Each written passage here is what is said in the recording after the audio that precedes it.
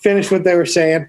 So it's actually 6:01, Tuesday, January 12th, 2021. And I call this meeting of the Wellfleet Select Board to order in accordance with the temporary suspension and enhancement of the open meeting law requirements by Governor Baker. Be held on Zoom. First order of the first thing on the agenda is announcements, open sessions, and public comments. Public comments must be brief. The board will not deliberate or vote on any matter raised solely during announcements and public comments. Looks like we have Chief Hurley up first. Great. Thank you, Mr. Chair. Just two very quick things. Back in the fall, Lieutenant Kevin LaRocco applied for a competitive grant and was able to secure a $12,000 Make Roads Safe grant, which we can use $6,000 for enforcement during 5 different holiday periods through September of 2021. $1,000 can be used for safety seats that we check for residents, and if need be, replace the seats if they are not safe or recalled. And the final amount of money was for equipment for a speed radar trailer that we could move around town and try to focus on some roads where we get continuous complaints and just try to slow some vehicles down. So I just want to say congratulations to Lieutenant LaRocco for securing that.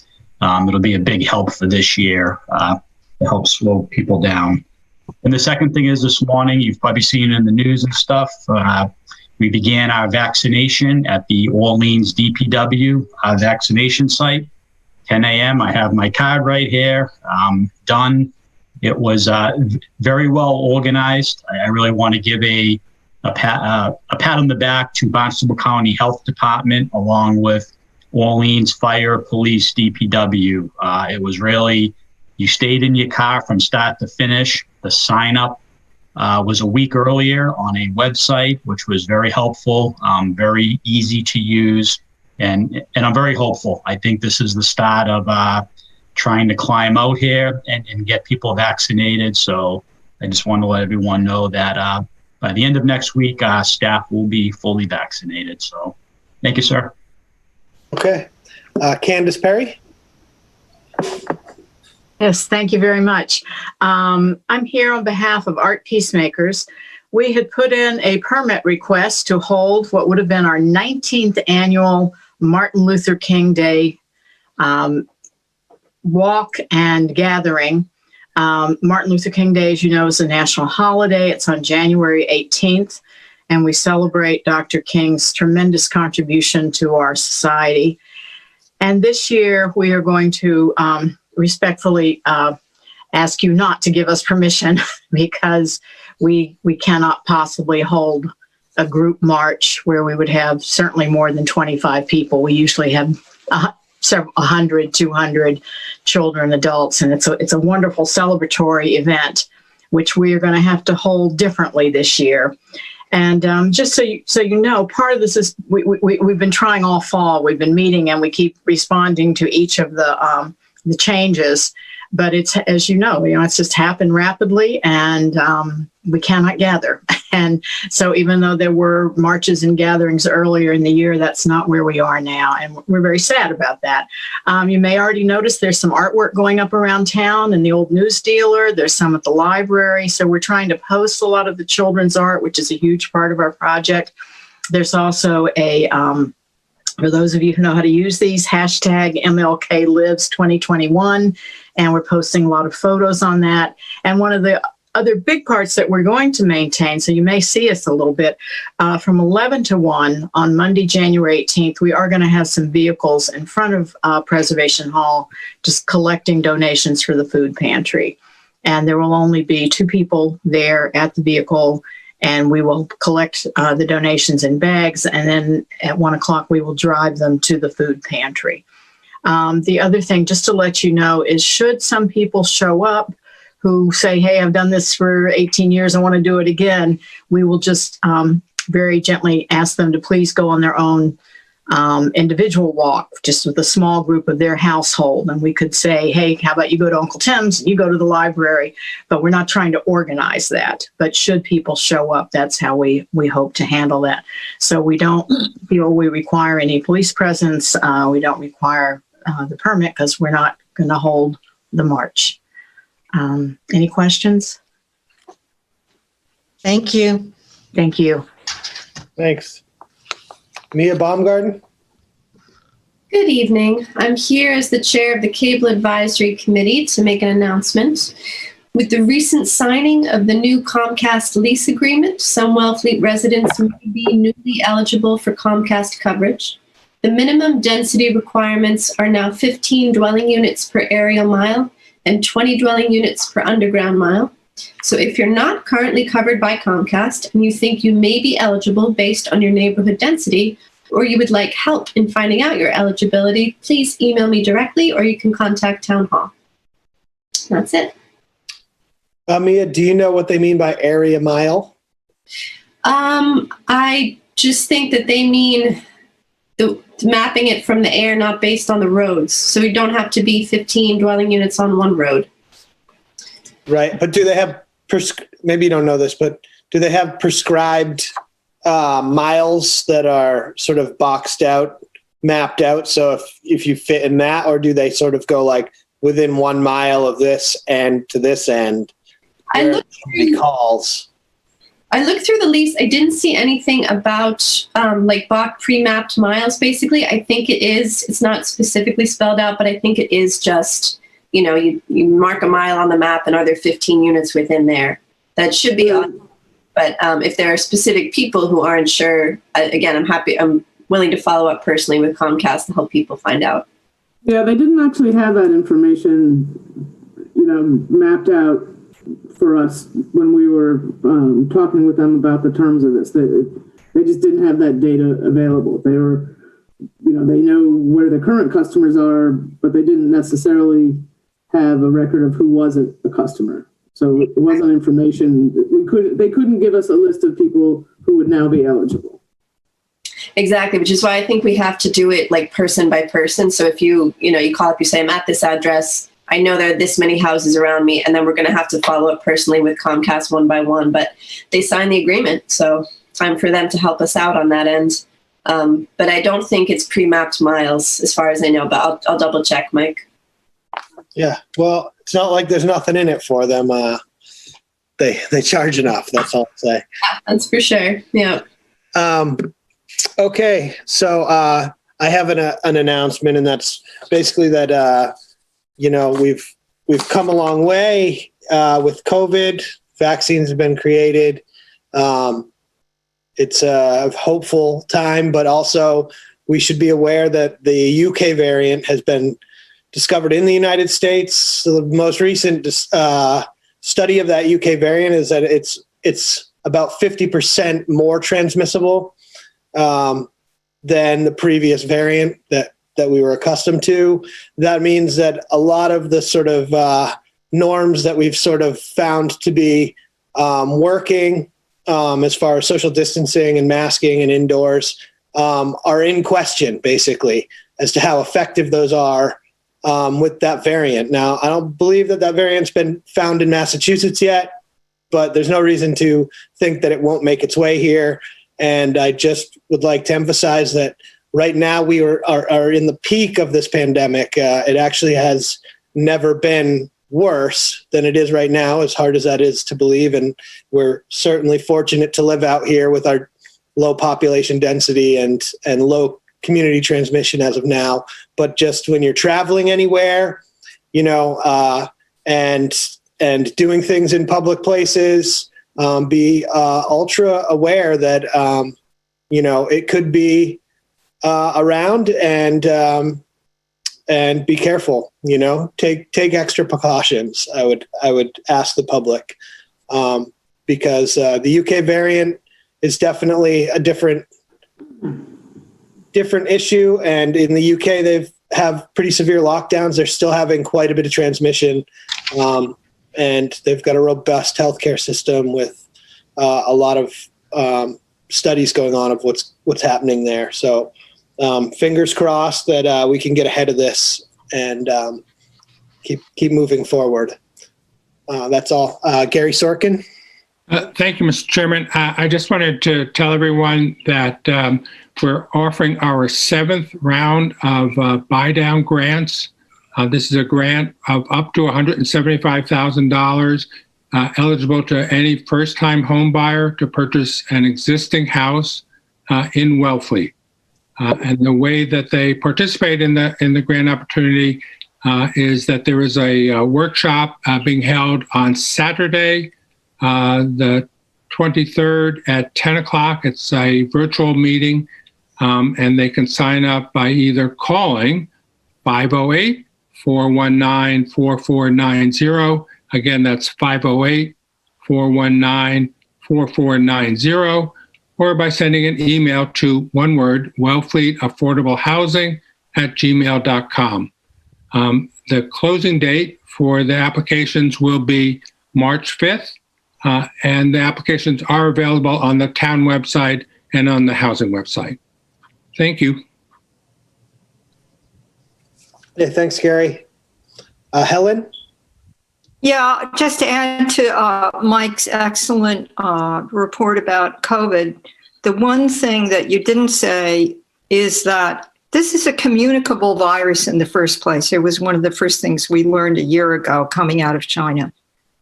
This mutation is more communicable than what's been going around here. It's easier to catch it. That's all I wanted to say. Thank you.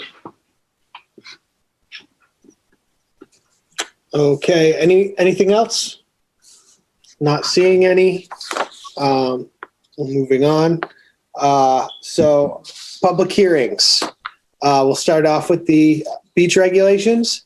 Hoping to move through this sort of quickly because we've had a robust conversation about this not too long ago, where we've kind of hashed out, where we stand. So I'd ask the board to please keep it brief, know what you want to say, and let's try and get through this in a reasonable amount of time, because it wasn't long ago that we poured through it word for word. Suzanne, are you on here? I am on here, yes. Okay. The only thing that's different from what the select board went over in December is the language about being clothed on the beach. After consultation with Carolyn Murray from KP Law, she suggested we just out and out say nudity is not permitted, as opposed to tiptoeing around it and saying you have to be properly clothed. So that is the only difference from what you discussed and went over in December. Yeah, so Mike? Go ahead, Helen. Yeah, I'm assuming that we all understand that nudity means your genitals are covered in the case of women's breasts. Does that satisfy everybody? I think that's the common definition. Yeah, I think so too. Mm-hmm. In Europe, it would not be that. Women could have their breasts out. Okay, thank you. Stick to Cape Cod. Yeah. Yeah. Well, I question the necessity for this, but that's me. Me too. So, Mr. Chair, I would move to approve the amended beach rules and regulations. Is there anything from the board? Ryan has something? Yeah, so does this motion include the fees? Yeah. Yes. Okay. So I would like to create a separate fee for handicap residents. I don't have a motion right now in front of me, but I think like $10 for a resident handicap sticker is reasonable and in line with other towns on Cape Cod that have handicap sticker programs for their residents. Mr. Chair, it's Suzanne. Could I have a point here? Sure. I did question my fellow beach managers as to their handicap policies, and they do vary from town to town. Some have none, some have pretty liberal ones. And what I would ask tonight is two things. Number one, pass the fees as they stand, absent the handicapped price, and then I will come back to you with a recommendation that I think works the best for all of Wellfleet. I'll talk to Select Board Member Curley to find out his reasoning for the $10 one. But there are some other, what does it mean? Does it mean one per household? Does it mean 2 vehicles per household? Does it mean the person has to be in the car? We have to have some kind of protocol behind it. So I'd like to do that at a separate time from tonight. That's fine with me. Yeah, that's fine with me as well. I do have to say that for some of these fees, we have to be getting pretty close to the maximum that is bearable by the people who pay them. I mean, the seasonal non-resident goes up to $350 for the season in 2025. I just think we really have to. I know it's tradition that we or I don't know, tradition or customary that the fees get raised gradually over time. But we're pretty close to getting towards the maximum that people will be willing to pay. So thank you. Yeah, I'd like to also reiterate what Ryan said. I think at a certain point we have to look at what the park charge is.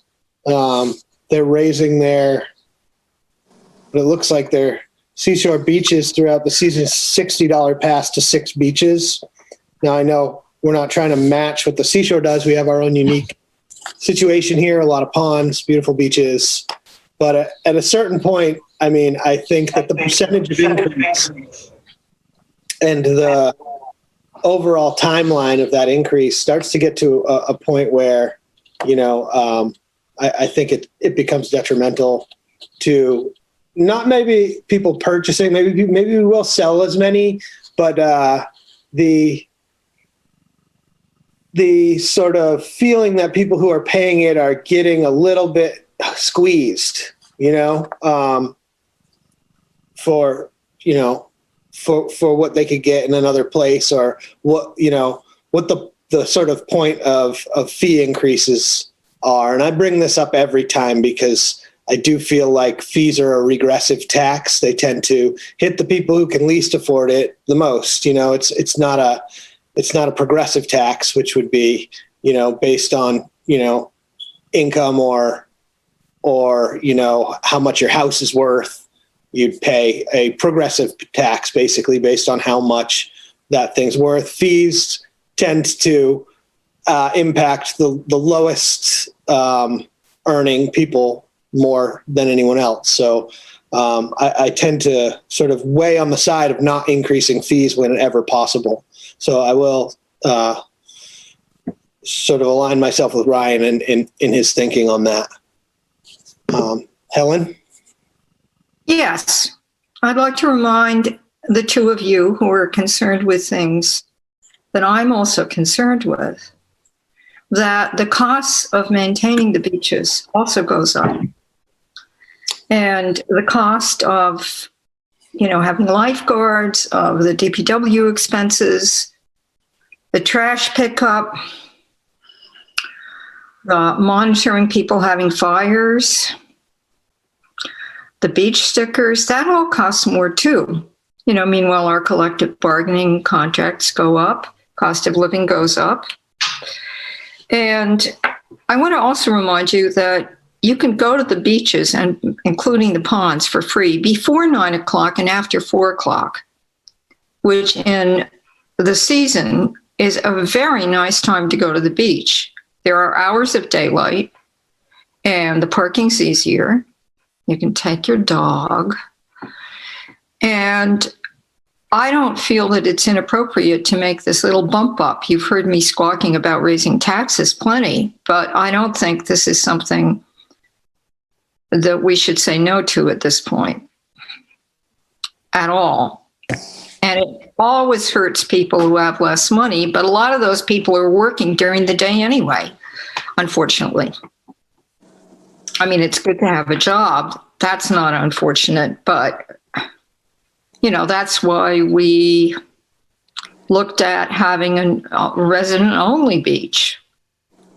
We need to discuss that later. I'm going to bring it up under future concerns. Okay, thank you, Mike. Okay. Justina? Yeah, I agree. The fees in general are regressive, but the non-resident fees are not regressive. We have a two-tier housing market at this point, and the non-resident housing market has brought our median house price over 700,000. And if you look at the real estate listings, you know, a lot of $1 million houses and up. So I think $350 for a non-resident fee in beach fee in light of the housing prices is not unreasonable at all. And secondly, these houses are valuable investments. And we have somewhere in the neighborhood of 700 to 1,000 summer rentals that are starting to be quite lucrative. And we have to think about this mindfully in terms of how the town runs a beach basically as a amenity for investors.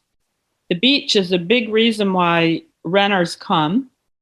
And as Helen said, we have to staff them and maintain them and police them and so forth. And I know because I ran rental properties for years, the beach was a big draw. The beach helped me make money as a renter, as a landlord. So we don't want to be naive in the way we price things, because we as a town are being, you know, we're a place where investors make money. And so to say that $350 for a seasonal ticket or the weekly tickets that are seasonal, we have to look at them in light of, from a number of perspectives, including that a large percentage of our homes are being used as investments. And I don't have the answers for that, but, you know, it's a troubling question. And I think tonight our job is to approve Suzanne's carefully thought through fee schedule, but I wouldn't worry too much that the fees are too high. Yeah, I get what you're saying. I also think a lot of the people paying these are people who are renting, you know, in hotels, in motels, the 1 week and the 3 day stickers. And it starts to sort of pile up. And we have one of the lowest property tax rates in the state of Massachusetts, which we're all appreciative of. We also have a two-tiered tax system. I guess it'd be called two-tiered. Basically, year-round seasonal residents pay a different rate based on, there's an exempt property tax exemption. So I think, you know, when you start to look at the numbers and the incentive to come and rent here, or, you know, assuming that people who are maybe sharing a home that is an old family home, those numbers start to impact things. And I think at a certain point, it's sort of off-putting when the numbers get to a certain point. You're right. There's a point of diminishing returns at some point, you know? Tonight we're here to approve Suzanne's schedule. I'd love to have this larger conversation. I just pretty much totally disagree with every word you said, so I don't want to okay. Playfully and respectfully. And I think I'd love to pontificate on, but I think our job tonight is to approve Suzanne's schedule as I see it. Ryan, go ahead. Yeah, I mean, my last comment would be that even though that the it might cost, I mean, maintaining the beaches might be costing the town a little bit more for every passing year. Currently, the beach department, and correct me if I'm wrong, Suzanne, the beach department takes in more than enough money to cover the costs of running the beaches. So it's not just a matter of the costs are increasing, we have to raise the rates. If it was an enterprise fund, it would be, basically, I mean, it's we're using the fees as a form of as a funding vehicle for the town's expenses, not necessarily related to the beaches. So, thank you. Okay, can we call the question? Is there any other issue?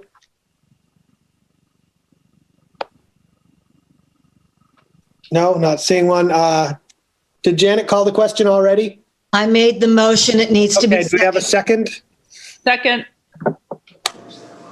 Roll call vote? Janet, aye. Justina, aye.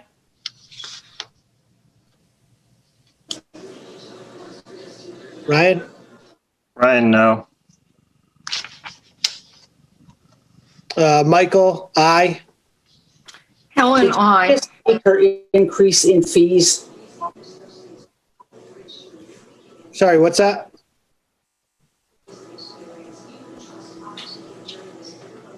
I don't know. Did someone speak? Can we keep going, please? Okay, I just Somebody didn't said catch, did something. everybody vote? Yeah. Okay, the motion carries 4-1. And we can move on to the next thing. Okay, thank you. Thanks, Suzanne. Thank you, ladies and gentlemen.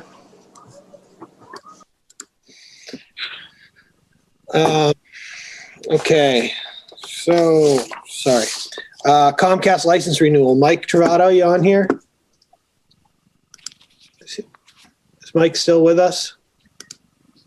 Till tomorrow. Till tomorrow. If I may, this is, we had this on a previous agenda not terribly long ago. Okay, So this is just a companion public hearing that's required to go along with that. So the board had sort of approved the concepts of this lease with renewal of the license agreement with Comcast, but we needed to actually hold a public hearing. That's why it's back on your agenda again. okay. Okay, thanks, Maria. Does anybody have a problem with it? Ryan? Yeah. There's a number of things that I brought up to Maria that she did not address before this meeting. There seems to be like inaccuracies in the contract. One of them is section 6.4, section B. This is in addition to the payments in section A above, the license E shall provide a total of $127,800 to the issuing authority for PEG access equipment facilities as follows: $12,780 payable to the issuing authority within 90 days of the effective date of this renewal and annually thereafter. So that's 10-year, and that's $127,800. And two, which is highlighted in yellow, annual payments of $12,780 payable to the issuing authority on November 1st through November 1st, 2021 and November 1st, 2029. The 10th and final payment will be the November 1st, 2029 payment. That's another $127,800. So that this clause conflicts with itself, even within the contract.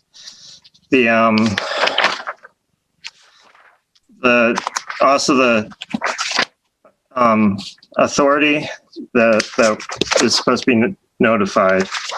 Under the town of Wellfleet lists Mr. Peter Lombardi as the town administrator. Yeah, that's a typo. That's just a typo, and that'll get corrected before we get signed.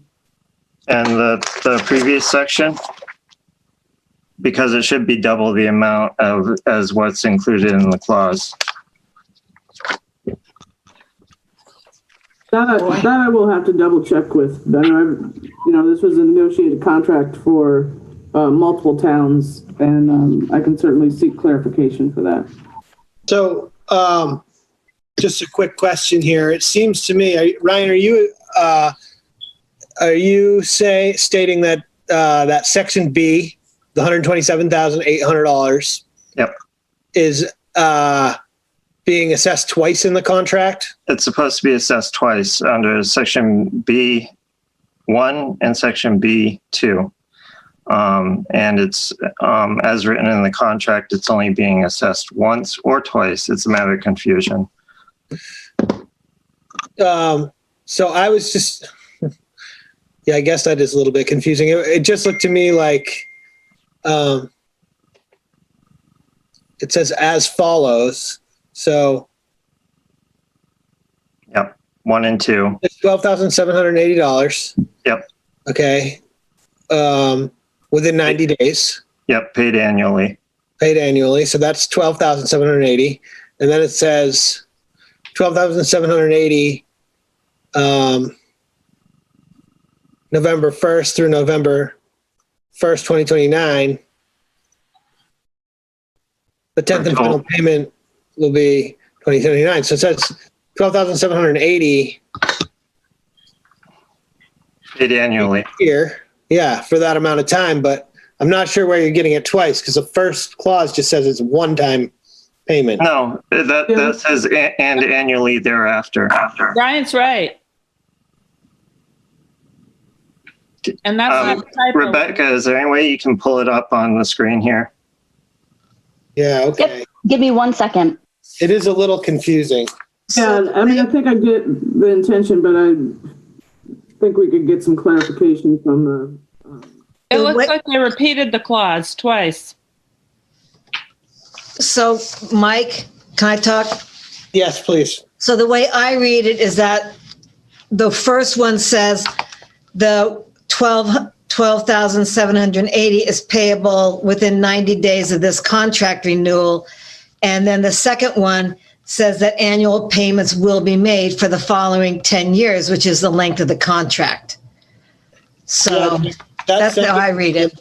That semicolon after thereafter seems to be the continuation of the sentence down below. Like the annually thereafter, semicolon, annual payments of, like if they didn't put a section 2 and you just read it down with that semicolon, it would all make sense. Well, given that it's financial information, like the typo with the Peter Lombardi is unfortunate that it got to this stage before signing of the contract. But given that we're debating what the two clauses mean, and I support Ryan's interpretation, I think this needs to go back to Maria's desk and it needs to be straightened out. That's not a problem. We can get clarification on that. Yeah, we can't be debating what it might mean with $127,000 at stake. Well, how would we have 4-hour meetings if we don't debate these kind of things, Helen? Okay, let's move on. What page did you want, or you want to skip it for tonight? Mike, it's Helen. Go ahead, Helen. Yeah. So the thing about contracts, Justine is right. We're all right. It's exact words, and we don't sign something, in my opinion, if it's not exactly the words that we want it to be and that we understand. So, yeah, let's have this cleaned up. Ryan, thank you for going over it with a fine-tooth comb. Yep. Thank other people for noticing things. Get the typos changed, and let's have it come back. Rebecca, meanwhile, it's section 6.4. Sorry, I'm just trying to help her out. 6.4 clause B, 1 and 2. Page Let's 24. not do this now, please. I'm still talking. Sorry. Okay, so let's have this cleared up. Get the document again cleared up. Have a hearing or whatever it is we need. Yeah, we need a hearing. We're going to vote on it. And I'm assuming that Mike will be gone by the time we meet on this again. Is that correct, Maria? He will, but I've been the one that's been working with Bill, I can't pronounce his name right, the attorney and the rest of the group that have been negotiating it. So, Yeah. you know, the typo at the end, because I actually think you're supposed to have 2 public hearings. There was a schedule that I had sent previously, at least 1 public hearing and then 1 to actually vote on it. There may have actually been 2 hearings required, but I don't have that schedule in front of me. So there's plenty of opportunity to make sure that we get clarification on that language. And are you going to need 2 weeks, to post for the hearing? How many no, days? It was a week, I think. Okay, well, whatever it is, the posting, the length of time for posting is different for different kinds of hearings. So that's the reason I don't know it. The attorney gave us a specific date and we can get back So to it. my question, and I'm sorry, that was the last thing I was going to say is, are we covered right now by a contract with them? We're covered Has the by other the- contract, I'm sorry, has the other contract run out already? Oh, quite a long time ago. We're still covered under the old contract. yeah. So do you want to continue it to a later date? Yes. Got it. How about the next meeting? If we can do it the next meeting, let's do it the next meeting. That's fine. That'll be up to whether Maria can get the clarification. Harry? Just suggesting that you continue this public meeting, public hearing, so you don't have to re-advertise, that's all. Okay. Thank you, Harry. Yeah, let's continue this to the next meeting. Our next meeting is on the 26th. Yes. Okay. So I move that we continue the negotiations of the public hearing until our next meeting on January 26th. Is there a second? Second. Okay, roll call vote. Janet, aye. Tina, aye. Ryan, I. Michael, aye. Helen? Oh, Helen, aye. Sorry. Motion carries 5-0. Okay. Thank you, Ryan, for getting the fine tooth comb out. Okay. So Barnstable County Information Technology Contract Renewal. Janet, you have your hand up. Do I? Yeah, Okay, from last time. that's fine. There we go. Okay. There. Sorry. So Maria, do you want to introduce us? Sure. So this is the contract that services all our computer and IT needs. And Bill from Barnstable County is actually on here to go over sort of the highlights. There isn't much changed except for necessarily the way that the fees to the town are calculated. If I may, have Bill explain that. Sure thing. I'm Billy Travers. I'm the IT director for the County of Barnstable. And thanks for having me. I've been going through everything, looking for typos as y'all were talking. So far, so good. It's a little paranoid.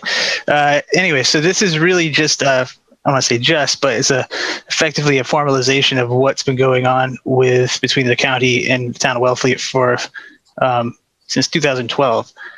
So this is kind of constructed based on the only variable figures in here are the hour amounts, which are based on the current time expenditure, roughly, of what we support on site at the town currently. And this provides some wiggle room for overages, underages, just so it's clear and transparent. Whereas right now, it is neither of those things. So it was kind of high on my list to iron out a lot of the intermunicipal contracts that we have currently with other towns as well. I want mute. Let's see here. That's really the highlight of the entire engagement. Does anybody have any specific questions or concerns? Anybody who is unmuted right now that's got a lot of background noise? Yeah, that's Bill. It's up to 80%. Why did the register? That's my line. They want me to say that. Somebody's TV's on or something. Oh my God. Yep. Okay, thank you. Got it. Sorry. No worries. Happens to the best of us. Okay, go ahead. I'm sorry I interrupted. Did I interrupt you, or were you done well? I think I had just summarized what this is just a formalization of an existing de facto arrangement. I didn't even bother really dredging up the previous contract because it hadn't been renewed in so long, but everything has been humming along, and to my knowledge, everybody's been content with the arrangement. It's been very good for us getting it with Wellfleet, and it's allowed us to help other towns as well through just basically the same stuff in different places. So we've done a lot of assistance for other towns in the interim. But any questions, concerns, anything at all? Justina's got her hand up. Go ahead, Justina. Yeah, I mean, I know that for $8,000 a month, this can't be an all-you-can-eat buffet. So would you say one of the advantages is catastrophic assistance and specialized skills? Yes, and that's an excellent thing. I probably should have highlighted, but the catastrophic assistance, so the 24/7 on-call support is really necessary for most towns of public safety. And we have sent people out at all times of holidays and things like that over the years. It doesn't happen too frequently.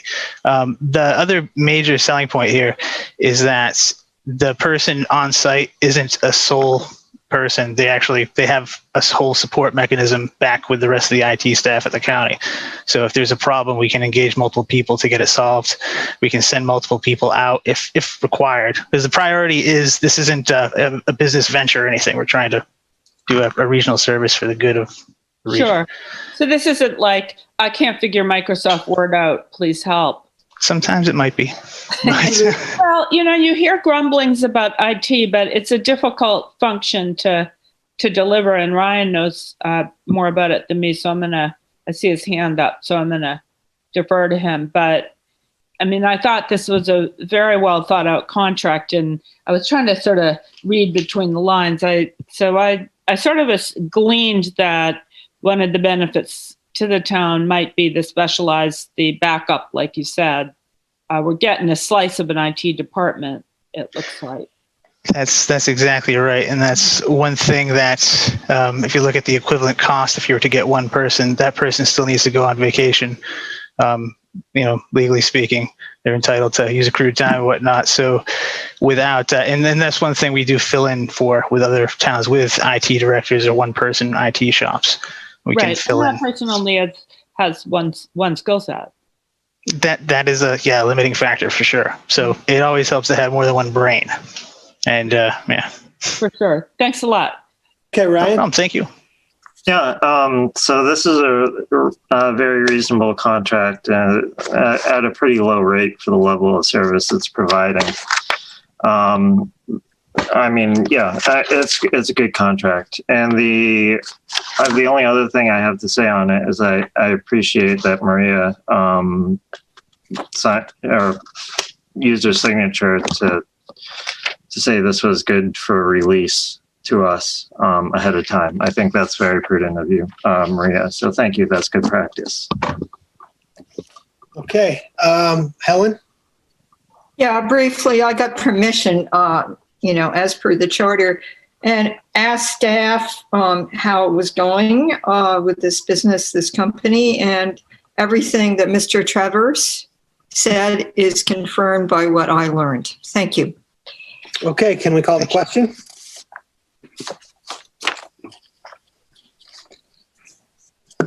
I move to approve the renewal of contract with Barnstable County Information Technology. Second? Roll call vote. Janet, I. Christina, I. Ryan, I. Michael, aye. Oops, sorry. Motion carries 5-0. Thank you, William. Thank you very much. Thanks for having me. Yeah. Thank Thanks you. for being here. Very Okay. much appreciate it. Have a good evening. On to amending the seasonal liquor license for Van Rensselaers. So is this part of the issue that was not meant to be a liquor license, Rebecca? No, this part I got right. Okay, cool. I'll just check in. Yep, I double checked this one. Okay, would anyone like to speak on this? I will. I'm getting ready to raise my hand there. So I think I saw, yes, there's Diane and Peter Hall. And I just want to confirm that this is because of COVID and you're set up that way. Are you planning on this being permanent? You have to unmute yourself.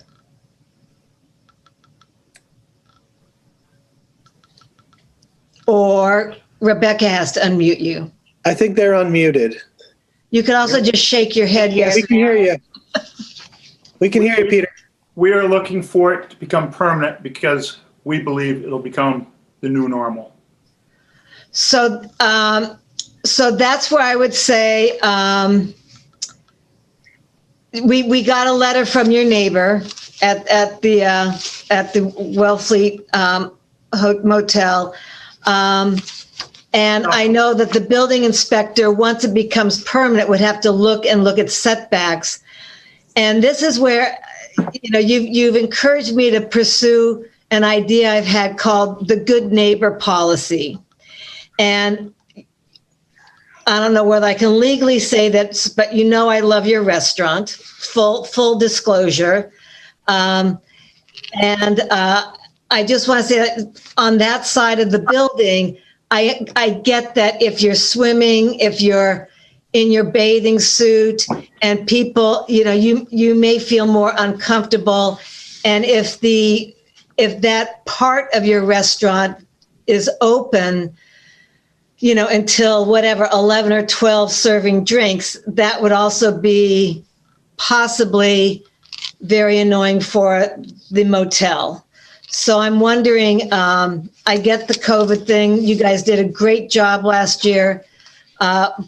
But I'm wondering if you can in some way be amenable to compromise with your neighbor. And then I also have the question as to with your front entryway, it was unclear what you wanted to do with that. Okay. First off, I want to state that our porch has been there for 27 years. Yes. So we have had outdoor dining for 27 years. And the front section, the southeast corner, has the pool and all the bushes and everything else in front. Mm-hmm. So, and the sight lines along the whole way, we have at minimum with what we're doing of at least 25 feet in between the railroad ties and our property. Okay. Still after we're done. The front section, which is our entryway, which we're learning every day. We talk about it all the time about there. With the new thing being some takeout and everything else, we just wanted to have a spot. Every now and then a guest wants to go outside and have a drink. And that area there has never been allowed to have that. Right. So we are asking for that area to be included. Of course, with the 6-foot social distancing, there's not room for more than 2 people. So it's not a big request at this point. Peter, is it sort of like if people are in the restaurant waiting for their food, they might want to have a drink outside and not be in the restaurant? It's more of a guest who's waiting for a table. Right. And that's more like in a normal year. Yeah. You know, when things are not COVID bound. Well, I didn't mean to interrupt Janet. I didn't know if she had anything else to add. No, I want to hear what everybody else has to say. But I lowered my hand. So I would just say that this is a commercial area. This is a commercial restaurant that's been there for a long time. One might say that a swimming pool next to the restaurant could be kind of annoying to the patrons in the restaurant also.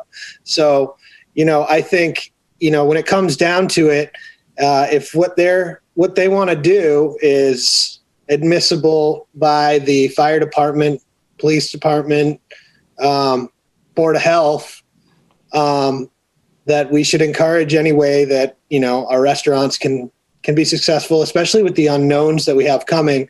And if it were just, putting up some barriers and putting some seats in the parking lot, that would be one thing to make it, temporary. But it seems like you guys are going to make a substantial investment in this patio. I'm sure my estimate is that as a business, you don't want to have problems with your neighbors. And I'm sure there's some sightline or landscaping or shrubbery or something that could be maybe amenable to them. I'm just making, suggestions to sort of mitigate. But to me, this comes down to your property and what you have the right to do there as a business, and what has been deemed safe to do should be the qualifying factors to me. And, it'd be one thing if you were asking to put a bandstand out there and have, rock and roll bands pointed at the hotel, but that doesn't seem to be the case. And so I'm in favor of this. But I'll pass the mic on to Ryan. He's got his hand up. Yeah. The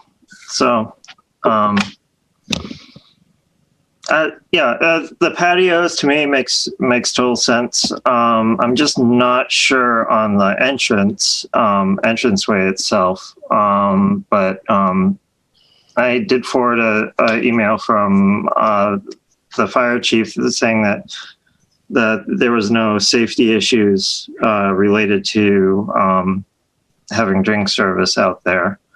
I'm just really not too sure on that. On the front.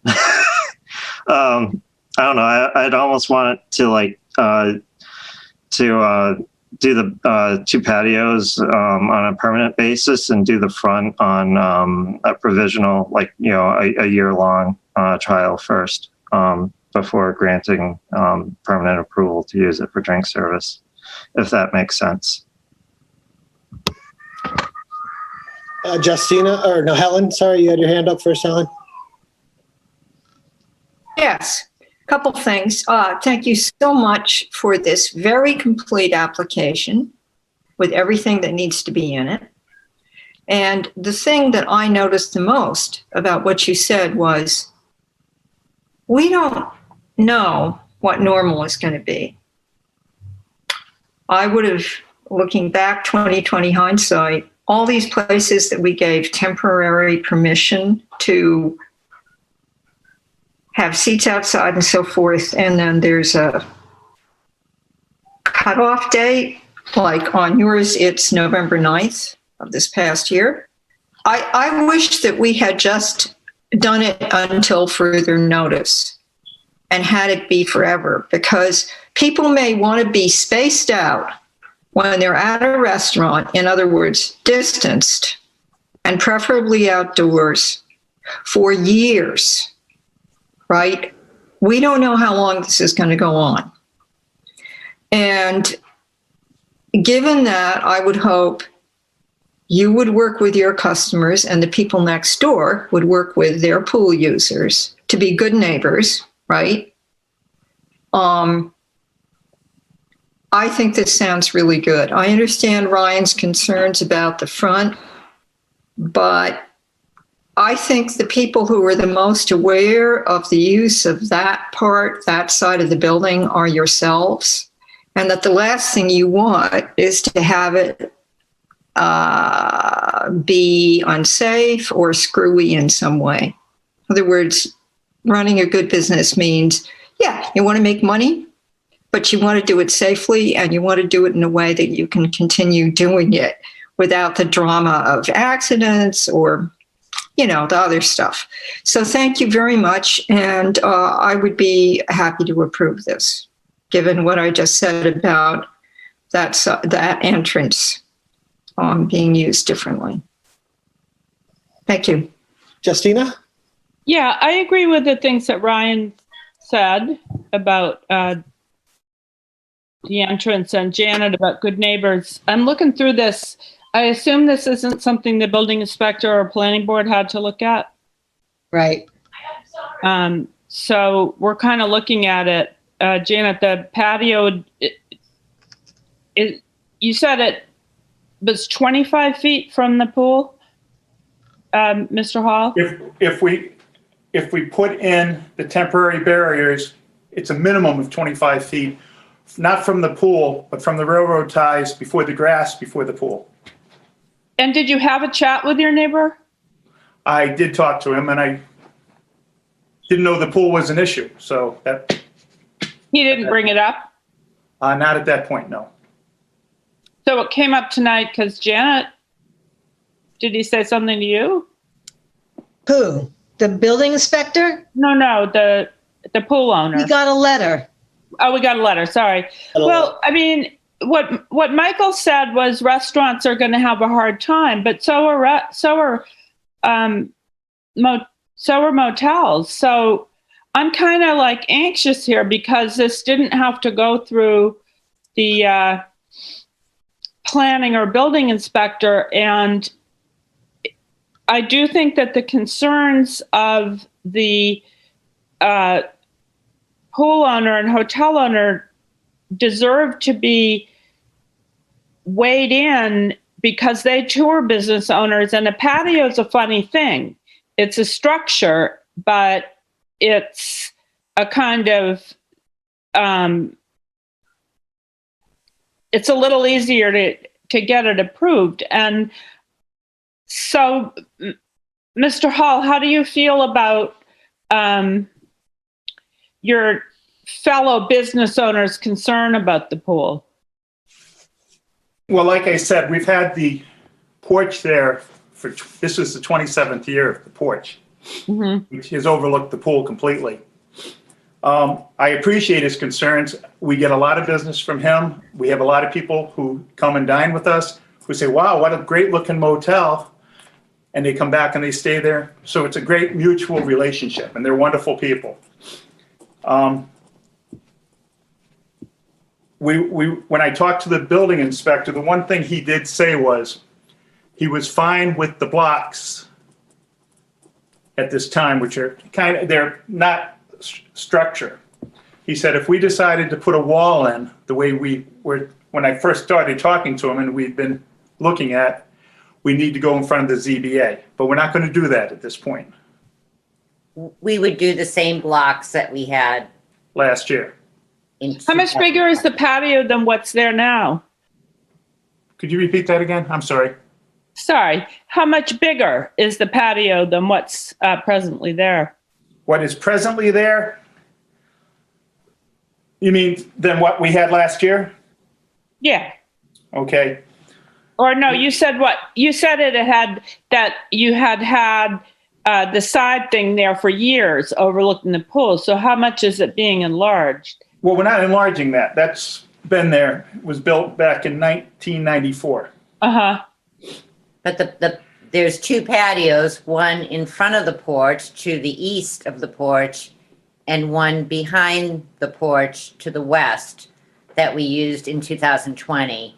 And those two areas are, we're very thankful to the town for approving them and all the other last year. And all the other restaurants for outdoor seating, and we are requesting them to be permanent, to be able to maybe do an investment on the what's on the ground, to make it look better than just tar. Maybe do some nicer tables if we know that we can have it for a long time. Well, my only concern is that your fellow business owner has raised a concern and there's no checks and balances with the planning department. I mean, you can tell from my questions that I'm not a graduate of the planning department. And so this is coming through to the select board, whereas, as you said, you want to put a permanent structure in. These kinds of permanent structures. No, we're not putting a permanent structure in. No. That's what your wife just said. Not yet. Patio is not considered a structure. Correct. So this is an issue of improving the grounds, and that's why it doesn't go to planning board. What's a patio made of? Patio blocks. Yeah, it's more like landscaping. Cost. It's more like landscape. $20,000 is what you put in on your application here, right? Yeah. Well, I wouldn't call $20,000 a child's birthday party. I would call it an investment. Chairman, if I may, it is an investment, but the building code doesn't define it as a structure. It's not a structural element. It's not holding something up. It's not. And that's why it's coming to the select board and not the planning board. Right. That's why it's not compromising firewall or life safety issue. It's not holding anything up. So it's technically, according to the building code, not structural. Right. If we didn't have a situation where the neighbor hadn't written a letter and it's not going through the planning board, I wouldn't be having a concern. It's not that I'm against it. I think it sounds great. It's a very thorough application. I love VRs. I've sat on your porch and at a Father's Day dinner several years in a row. I have nothing against your plans of what you want to do. My worry is the process itself, that your neighbors' rights and concerns have a chance to be resolved.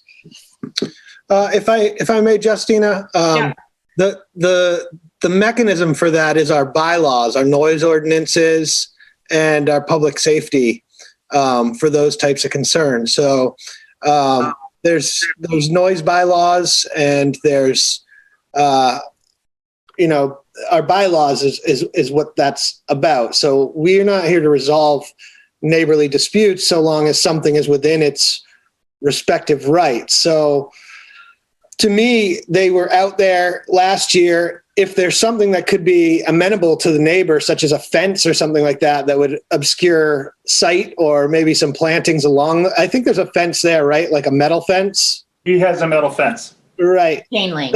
Yes. So if it's about view or something, that seems like something that could be easily resolved if there's an issue there. But I just feel like it's not the select board's duty to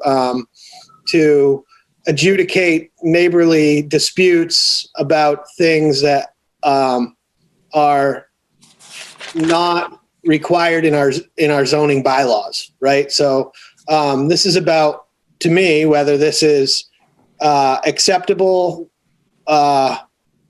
to the select board. But for my decision, it really comes down to people's rights to do, what they want to do on their property, so long as they're within the bounds of our town bylaws and it passes health and safety. And to me, it checks those boxes. I don't see a nuisance, but people can file nuisance lawsuits if it becomes a problem. So there's ways that these checks and balances on neighbors can play out. So my inclination is to move forward with this, because what we're talking about is basically two patios that were existent last year on a temporary basis. Were they both, Peter? Yes. So that whole area was being used last year. Did the town receive any complaints about that? Not that we know of. Not that I know of. So I didn't hear a single complaint written in. So what I'm saying is that, basically there's a restaurant next door to a hotel. Both of those properties could cause nuisances to each other's guests. I mean, that's the nature of being in a commercial area. And so I don't feel like it's our responsibility to sort of try and pre-adjudicate those sort of potential disputes. I mean, it doesn't make sense to me. So are you saying a letter we received should not be considered, but an application should?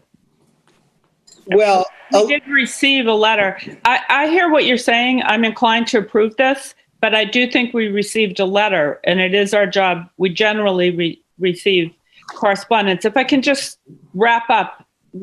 Sure. Did you receive any complaints from your neighbors last year, or did it go well?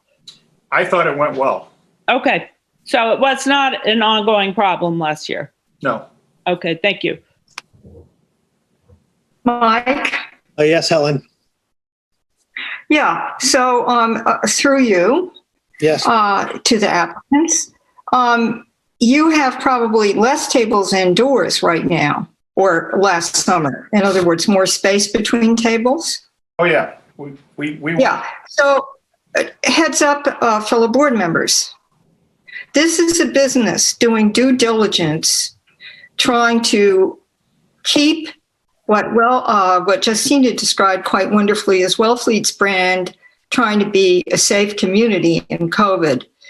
This is you, the applicants, trying to make a situation where people will be safer and less apt to communicate this illness and still stay open. Thank you for trying to stay open, and thank you for trying to do it safely.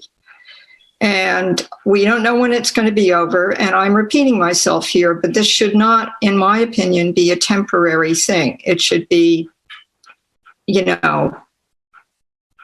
just ongoing. And we also don't know, with this virus or with the world as it is in terms of pathogens, what's going to happen in the last 3 years, the next 4 years? Sure, you might bring everybody back indoors at a certain point, but flexibility should be allowed in relation to what nature brings us in terms of people being able to get very sick by being close to each other. So I take my hat off to you for wanting to do this right. Thank you. Janet and then Kathleen. So I just want to clarify in case people don't understand, is that the halls VRs is doing presently what is allowed by our bylaws. And with COVID, that was extended where you could have more seats outdoors. You could serve alcohol outside your door because of COVID. So they did that all because of COVID. And now they are doing it again because of that. And then if they want to do it permanently, that's when the building inspector and the ZBA will come in and check their setbacks and things like that. So presently, they're doing this because of COVID, and they're doing it ahead of everybody else. So in one sense, I do believe we just have to approve this and move on. Janet, it's permanent. I don't think they're asking for it at this point because the building inspector, the building inspector told me that he hasn't looked at it that way because it's not permanent yet. So when you guys designate that to him, he will come in and look at it. Has he looked at it? Peter? Yes? He said he had looked at it, and we talked about what we proposed for a wall around it, and he said we couldn't do that without going through the ZBA. Right. So it's not. But he had no problem with us doing what we've had, which means we could just keep doing it, but we'd like it to be permanent because our guests, without the patio last year, we wouldn't even probably been able to open. Right. No, I agree. And I think we're all in agreement of that. So, but did he say that he would not, if you kept it permanent, he would not have to come back and approve it? To be honest with you, I thought he said if I decided I wanted to put the wall in, it would have to go through the ZBA. Yes. So that's what I'm saying is that's another thing. Okay. The wall that Peter's talking about is, we were considering at the end of last season to do a wall that is thinner but goes 3 feet deep into the ground so it's very secure. In order to do that, the building inspector, I believe, told Peter, you would need to go to ZBA because that is a structural change. So I'm going to read, Diane, we had last year. I'm sorry. I'm going to read you what the building inspector wrote to me. Okay. I looked up his letter to me. I did review VR's plan and approved the outdoor dining areas with the restriction that the enclosure is contained by removable concrete jersey type barriers. I informed Mr. Hall, should he plan to install any permanent type of enclosure for those areas, he would be required to file permit applications with this office and the Zoning Board of Appeals. No increase in the current dining seating capacity was proposed or approved. So tonight, we're just approving your liquor license for the expansion that you did during COVID. And then when it comes back to you making it permanent, that's another story. Correct. It won't, it won't be different. With a permanent wall, if we decide to put a permanent wall instead of the Yes. removal. Correct. I have a correction to make really quickly. There's something you got slightly wrong, Janet, I believe, and somebody can correct me if I'm wrong, is that what you're requesting here is a permanent change to your liquor license to add those two areas. So that's what we'd be approving. Should you want to put an enclosure around them that would be considered structural, that's when it would go to the ZBA. But that liquor license in that area, if we approve this tonight, would be permanently approved patio area. Correct. It has nothing to do with structural changes. Correct. Putting a patio down is not a structure. You're right. Okay. It doesn't have to go to ZBA. So I just want to clarify that. If we approve this, we're approving a permanent addition to patio service out there where they would be able to invest the money that they were considering investing into basically what is considered landscaping by the building code. Yeah. It's no different than if they laid down shell or 3/4-inch stone or patio blocks or bricks. So those things are not considered structural. And so basically, this is an approval of a liquor license expansion to those areas permanently, not just for COVID, but that the seating, there's no additional seating being requested. So the maximum amount of seats that VR's has currently will remain the same, just can be moved to those outside areas. Okay, you're right. And so that is exactly what we're voting on. So just to clarify. Okay, good. Well, at that point, then I would move to accept the application. I'm looking for the right word. Received from Van Rensselaers to amend the seasonal liquor license to permanently add two patio areas and the front entrance. Descriptions will be available in the selectmen's packet. So I would move to approve the amendment to their seasonal liquor license. I have a second. Helen? Did you second it, Helen? Yes. Okay. All in favor, roll call vote? Janet, aye. Justina abstain. Ryan? I don't know. Come back to me. Michael, aye. Helen, aye. Ryan, would you like to vote? I guess I mean, yeah, it's just the front entrance is my only concern. So. Okay, the motion carries 4-1. 4-0, 1 abstention. Okay, congratulations. And thanks Thank very you. much for the board. Thank you, everyone. We appreciate you doing your part to make this place enjoyable and safe for our visitors here in Wellfleet. And we will work with our neighbors to make sure everything is copacetic. Yeah. Thank you. I'm sure that you will. Thank you. Okay, so next up we have the block and tackle. It says bait and tackle on our thing, but they're the block. That would be my fault. I apologize again. That's all right. You're getting used to it, Rebecca. So I think this is fairly simple, very easy. I would move to approve the request for the closure of the block and tackle until, what's the date? We didn't put a date We on didn't put a date in. there. We hadn't chosen a date yet because we weren't sure how this is going to go, but we were thinking mid to late March. As it is now, we're just doing some painting and. Oh, that's okay. Yeah. I have a question here. If they decide March 30th or something, and then they decide to open earlier, that's no problem, right? I think we can amend it. I think they can just come back before us. Yeah. Good. Thank you. Helen, would they have to come back before us to open earlier? To get a liquor license, yes. Hello, I'd like to confirm that. If you don't have a time in this application for closure, that gives a definite date, right? Which is a commitment for a business to be open. Remember, we're meeting with you not as the select board, but as the licensing board. Okay? That's why we can license you to do things.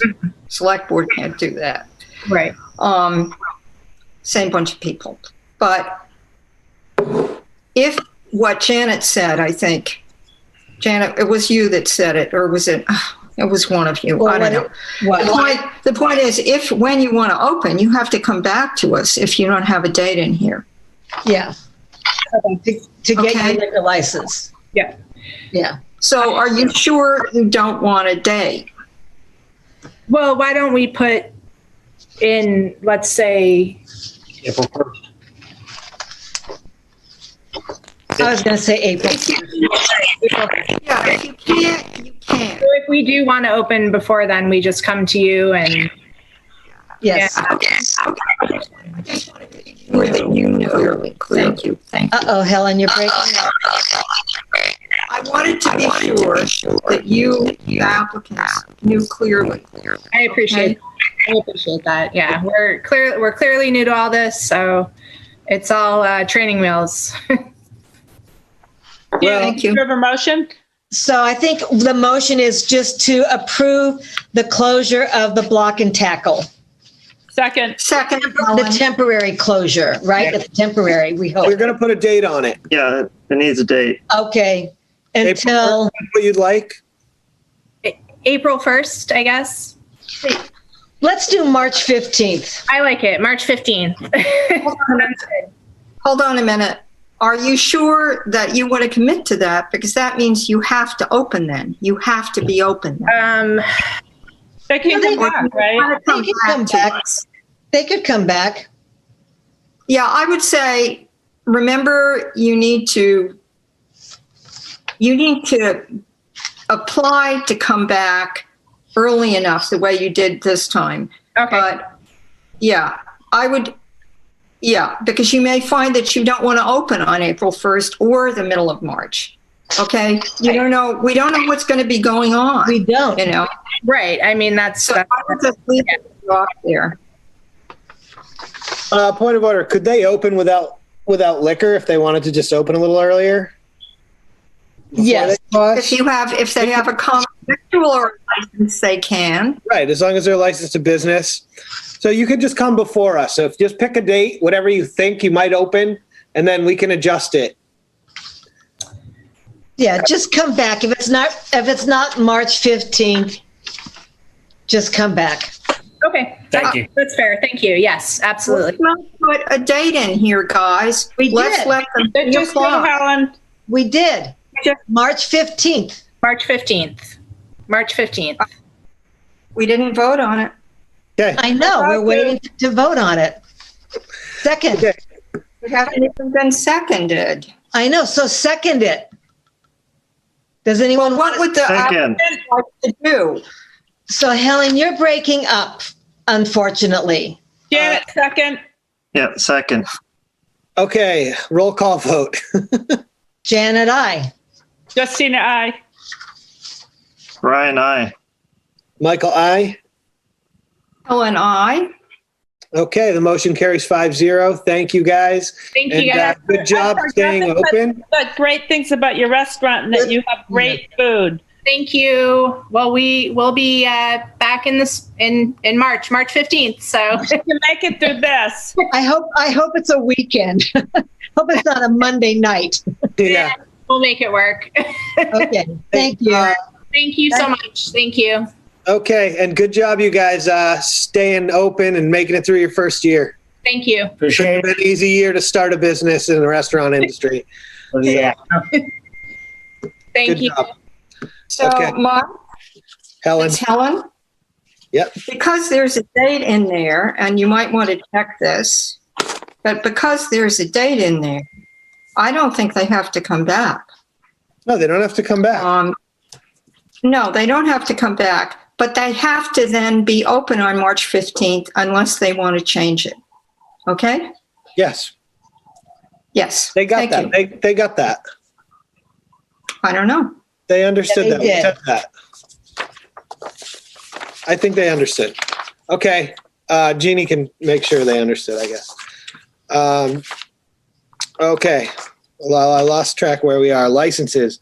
Renewal of annual. That's two. What? Renewal of annual victual. Class 2, Wealthy Service Center. Helen, I can't hear you, and I can't hear you, Helen, but I'm moving on to licenses. Renewal of annual victualler licenses. And I think, and I'm not sure about this, that we can't actually act on this because it was advertised as liquor licenses. So I'm not sure. I'm not 100% sure on that, but I believe that because it's a license and in the packet, it wasn't advertised. No, you're right. I did change it, but I think it was too late before I changed it, and I apologize for that. I think we need to just move this to the next meeting. I talked to Jeannie Mack, and she seemed to think that there was time to do that. So I would prefer to do that than actually act on it when we're in a violation of open meeting law. Do you need a motion to postpone it? I don't think so. I think we can continue it to the next meeting, maybe. Okay. And is this a hearing? No. Not a hearing. No, it's just licenses. Yeah. So it's not, the licensing board doesn't have to have a hearing for this. And what we needed to do to make sure everybody understands, there were three sorts of licenses. One of them is the Class 2 license for the Wellfleet Service Center, which is about selling used cars. And two of them were for entertainment licenses, which is different than common victualler licenses. Yeah. But I think Mike is right. And I think we should, apologize to the various businesses that will have to wait a few beats.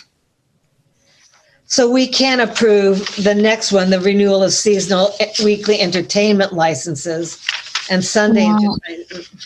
Weren't they? Well, no, because the posting was for liquor licenses. No, those were not. The original ones that are for the weekday and the Sunday entertainment, those never changed. It was only the first start of the liquor license. Everything else was correct. Except not in the original posting for licenses. It says A, renewal of annual liquor licenses. Yeah, that one we're moving on. We're moving on. The next one, renewal of seasonal. They're all advertised as liquor licenses in the agenda menu. They are more specific in the individual packet parts. I move to continue this at the next meeting, all of it. Second. All right, you're right. There, that in the agenda. Yep, okay. You're right. Roll call vote, please. Janet, aye. Aye. Ryan, aye. Michael, aye. Helen, aye. The motion carries 5-0, so that'll be on our next meeting, advertised correctly. So, okay, on to the next one. Board and committee appointments and updates. Steve Oliver, he's rescinded his application to the planning board. Right. I don't think we need to take any action on that. Steve Blanchard, rights of public access. Is Steve here? I'm here. Okay. Hi, Steve. We usually ask people who apply to these committees to give us a sort of brief synopsis on, why they want to do it and why they feel they're qualified and sort of what kind of contributions you think you can make. Okay. Well, we've owned this house for 35 years or so and just moved here 2 years ago.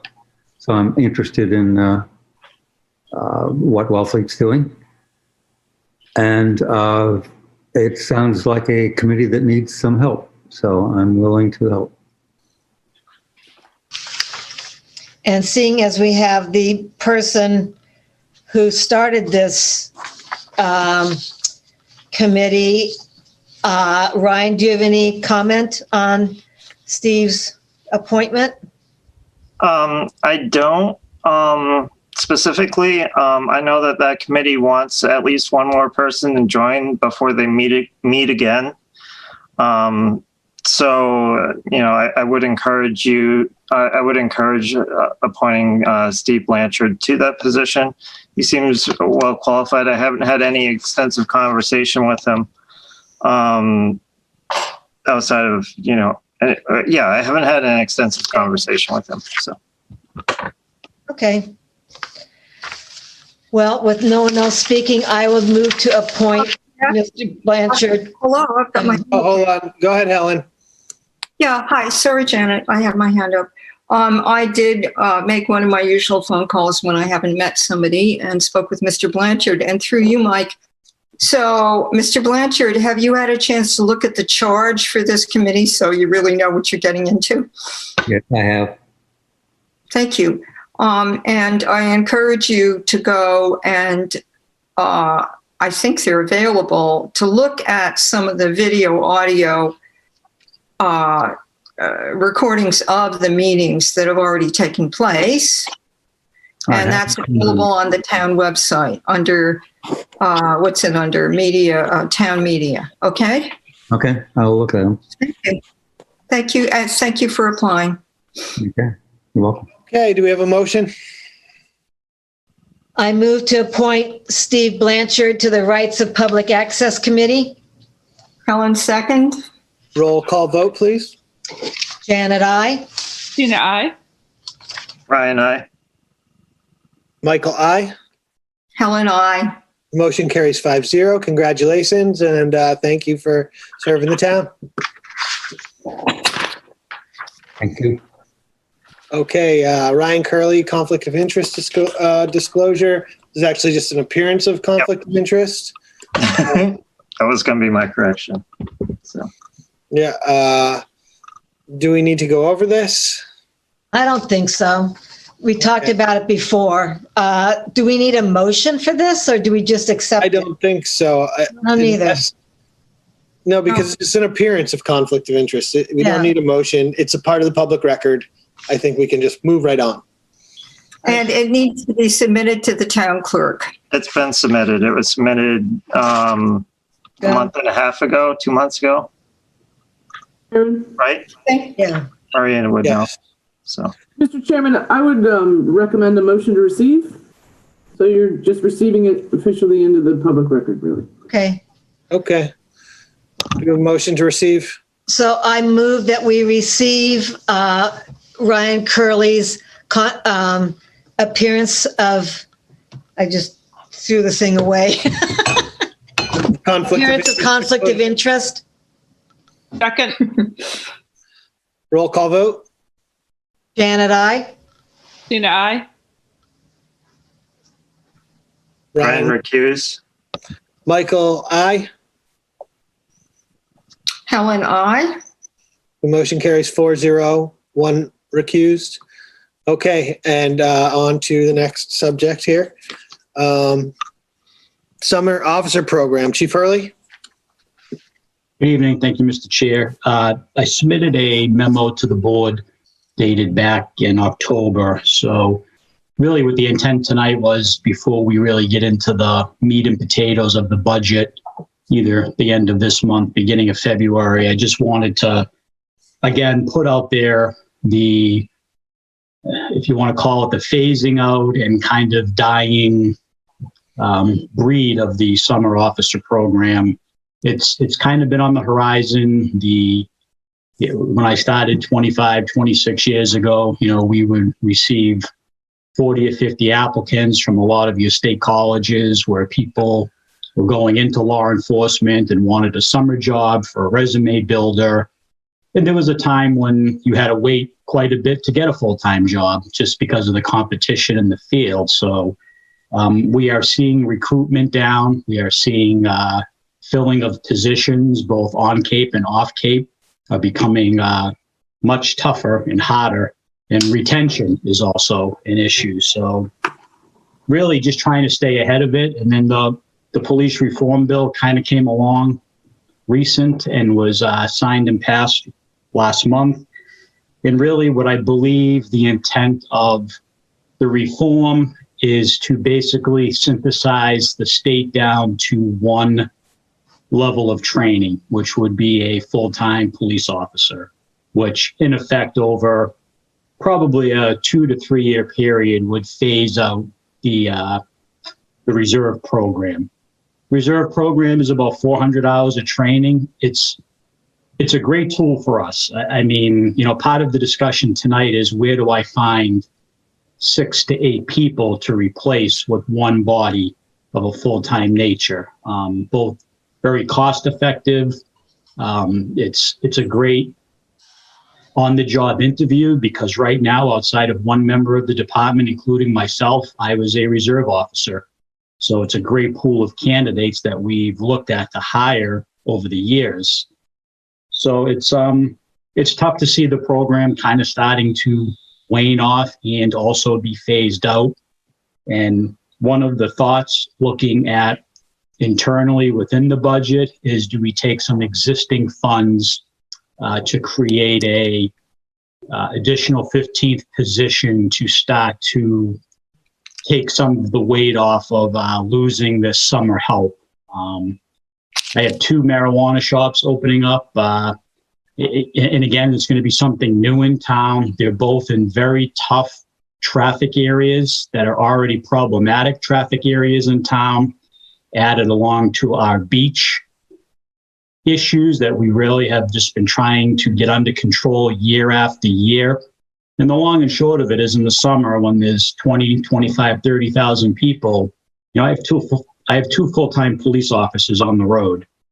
One incident, one car accident, one issue can sideline them. And having those summer officers, if they can plug the hole to get my full-time officer back into patrol, that was always the function. So more of a discussion tonight. I hope the memo kind of outlined how we got here. I know it's been mentioned over and over again since Chief Facette brought it up back in 2018. So really just trying to find a plan that's going to work moving forward. As you have all known, when it comes to replacing police officers or hiring, there really is a lengthy process. It's about a 12 to 18 month process.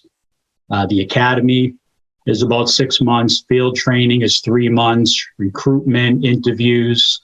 And if you hit the academy right, which is only 2 a year. So if you're waiting in queue for 2 or 3, 4 months for an academy, it pushes that date out even longer. So this would be somebody where I probably wouldn't even have a police officer trained and on the road until mid-2022. So I'll be open. Any questions or discussion or thoughts would be appreciated tonight. Just trying to do this outside of the budget talk, which I know gets complicated and drilled into. So, Chief, what are you saying, that you will not be able to hire anymore this summer, summer officers? No, what they're looking at now is probably a phasing out of the program. Last year, we only received 3 applications. I only had half my summer staff that I was able to fill. That's probably a trend that's going to continue. We have applications open again due February 1st.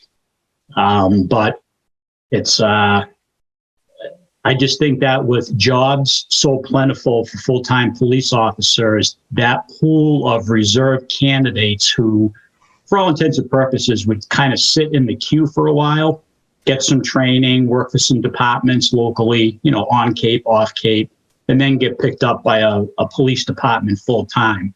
What we're not seeing are those people kind of waiting years to get a job because there is a vacuum for full-time jobs throughout the state right now. There's a huge recruitment problem right now. Would you say that's due to retirements, or is it due to less people going into the field of law enforcement? Yeah, it's less going into the field. It's sometimes geographical. Trying the cost of living and living, and we have all types of factors. When we have officers leave, you always try to do an exit interview and find out why. And usually one of the top 3 reasons is cost of living, kind of the remoteness of the Outer Cape. Sometimes the winters can be they can be tough. So, but again, this is across the spectrum. This is across the profession right now, both, Cape, off Cape, Massachusetts, around the country. Ryan? Yeah, so, right now we don't know if the reserve officers if that program will effectively be unable to exist anymore with the police reform bill. It says that they will need to complete additional unidentified training. So they don't really specify what type of training they'll need to complete.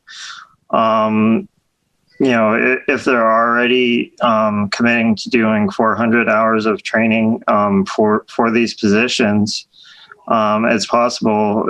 We don't know.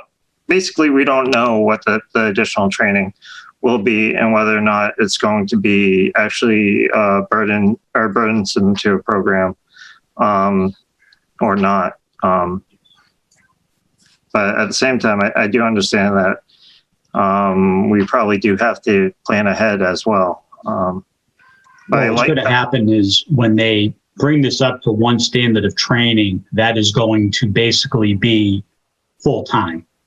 And so the hours go up to 880 hours right now. Once you have that full-time certificate, you're going to be looking for a job in a full-time department, making wage and benefits and not coming to Wellfleet, for $17 an hour to be a summer officer. So that's, once they get that certificate, it's, kind of paves the way into a full-time job. You can skip the bicycle. Yes, skip over that. Chief Pauly? Thank you, Mr. Chair. What Chief Hurley is describing to you is exactly what I've described to this board and previous boards in the FinCom over the last 5 to 6 years. We're experiencing the same thing with on-call firefighters, lack of folks that are willing to take the training and have the time. And it is just indicative of fire and police staffing issues that have become more and more complex. The chief is correct. Cost of living, desire to go to larger communities. As part of my budget plan, this board's been very supportive, and other boards, about, phasing out of the call force because of retirements and no one else is signing up. And Chief Hurley's going through the exact same situation. And I think I applaud him for bringing it to the board's attention, to the town's attention, because whether we like it or not, this is reality, and this is something we need to plan for. And I thank you for your time. Okay. Helen? Yeah, a couple things. I understand very well what both departments feel they need and could use. Those are 2 different things. I'd like to remind everybody that every time you add a new position, it goes with health benefits, pensions, OPB, going up, which is already something that sits as a burden debt on us every year that we're trying to peg away at. And we have to weigh that against what the department needs. And I'm just throwing this out here. It's not even a suggestion, but listening to all of this for years and years, I have a feeling that a mutual aid system between municipalities that are that close together in terms of help arriving is going to be another way to deal with this kind of situation, not for temporary seasonal officers, but we're about to go into budget season, so I'm just throwing that out there. And I think it's a shame that more people don't want to do the seasonal officer gig. But anyway, everything's changing very fast. Thank you. Justina? Yeah, first of all, I wanted to really thank Chief Hurley for giving us a heads up before we're really, as you said, in the meat and potatoes of budget, so we can pull this one out and have a good conversation about it. A couple of things. I think that both COVID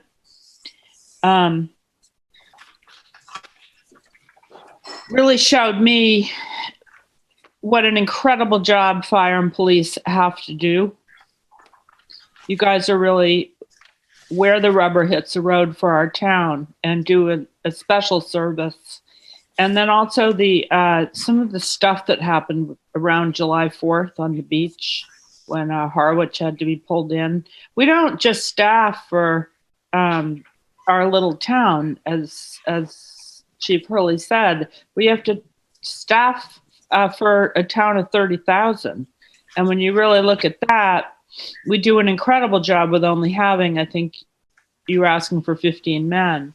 So we're really running lean and mean. And I think both chiefs do an incredible job of dealing with the peculiarities of the seasonal influx. So I'm really proud of our departments. This COVID really taught me a big lesson in how lucky we are to have men of such professionalism as we do. So I'm very much in support of the proposal that you've given us a heads up on, and support of both your departments. I'm really a believer that when you come to us with a request, whether it's for men or for equipment, you agonize over it and you really think about it 6 ways till Sunday, and you have my support. Thank you for the job that you do for our town. Thank you. Appreciate it. And Mr. Chair, if I could, I know when you look at staffing levels, within the current constraint of the 14 we have now, that's really taking the lieutenant and myself out of that. If anyone can imagine the administrative tasks in the world of 2020 and 2021, and now moving forward with a very extensive police reform bill, unfortunately, 90% of my day now is consumed by administrative tasks, but I am still counted towards the sworn staff members to serve on the road and answer calls for service. And it's a tough thing, because really then you're talking, I have a pool really of 12 officers, and I need 6 a day to function, 2 on each shift, 24 hours a day, leaving me 6 on the sidelines for days off and other miscellaneous tasks. So, when you start peeling the banana back a little bit, it really, it's hard. I mean, I wish I could be out there more. I wish the lieutenant could be out there more, but the reality of the administrative workload that comes with this position is hard. So I just wanted to throw that out there. Okay, Janet?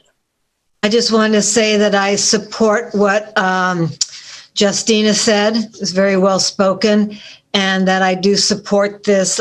We're not looking for a motion, right? We're just looking, I don't know. I support this, so. Yeah, it'd be more something that's going to come before you as part of the budget. As the budget, yeah. And I appreciate the heads up. Smart thing. So I'd just like to say before we wrap up this conversation that, there's been times in the past in Buffalo where I've felt that this town was over-policed, and, we didn't have a drug problem. We didn't have COVID. We didn't have the sort of administrative thing. We had a large pool of bike part-time summer cops. And there's been times in Wellfleet where it felt like policing wasn't community oriented, and that's no longer the case. And you guys really, in my opinion, use the department very efficiently and effectively, and really create a good relation between the public and the police department. And beyond that, the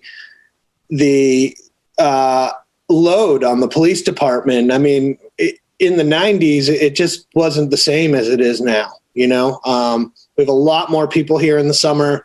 The roads are busier. There's more accidents. There's serious drug and domestic issues that are going on. And there's just generally more people in town for those months. And it'd be great if we could just hire more people in the summer and save the town some money. But it just does not seem like that is a realistic position to take. And so, I think with the sort of even the year-round issues that we face now as a community compared to what we used to face, 25 years ago, that it makes sense. So that's where I'm at.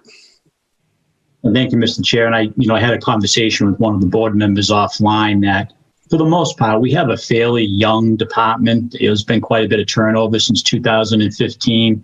And, not that I'm the old goat yet, although I feel like it some days. It's your younger officers are coming to this job now with a lot of empathy and a lot of compassion. And I think there's something to be said.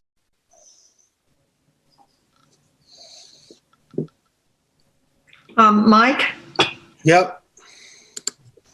Hi. So, what they said, both Chief Hurley and Chief Pauly know how deeply I appreciate the tenor of your professional, I can't even talk. You guys are great. I support you. I like you. But when I put out something like what I said before, it's to make sure that in this conversation that we're having, that the pros and cons get brought up and put it on the table. And so that people understand that we're all looking at them and deciding one way or another without forgetting anything. That's important. Thank you. Hi, Chief. You got interrupted there. Your video froze. So I don't know if you wanted to finish your sentence. Yeah, no problem. I mean, I know it's a long meeting. No, I was just saying that the staff, we've had some turnover and, a fairly young staff now, and they really do come with a lot of compassion and empathy on the job now. And I think a lot of the issues and social issues and substance abuse and really everything, they're very time consuming. We're taking trips to the hospital, we're taking trips out of town with people, and it's a different world, but they are an amazing staff. And I just trying to do what I can do to keep and retain and just move the department forward. So as always, as the fire chief stated, we really appreciate the town and the board's support. It's always hard to come forward with personnel, and at least with this one, and again, depending where staffing goes when the whole reserve program is gone completely, and then maybe after my time, is that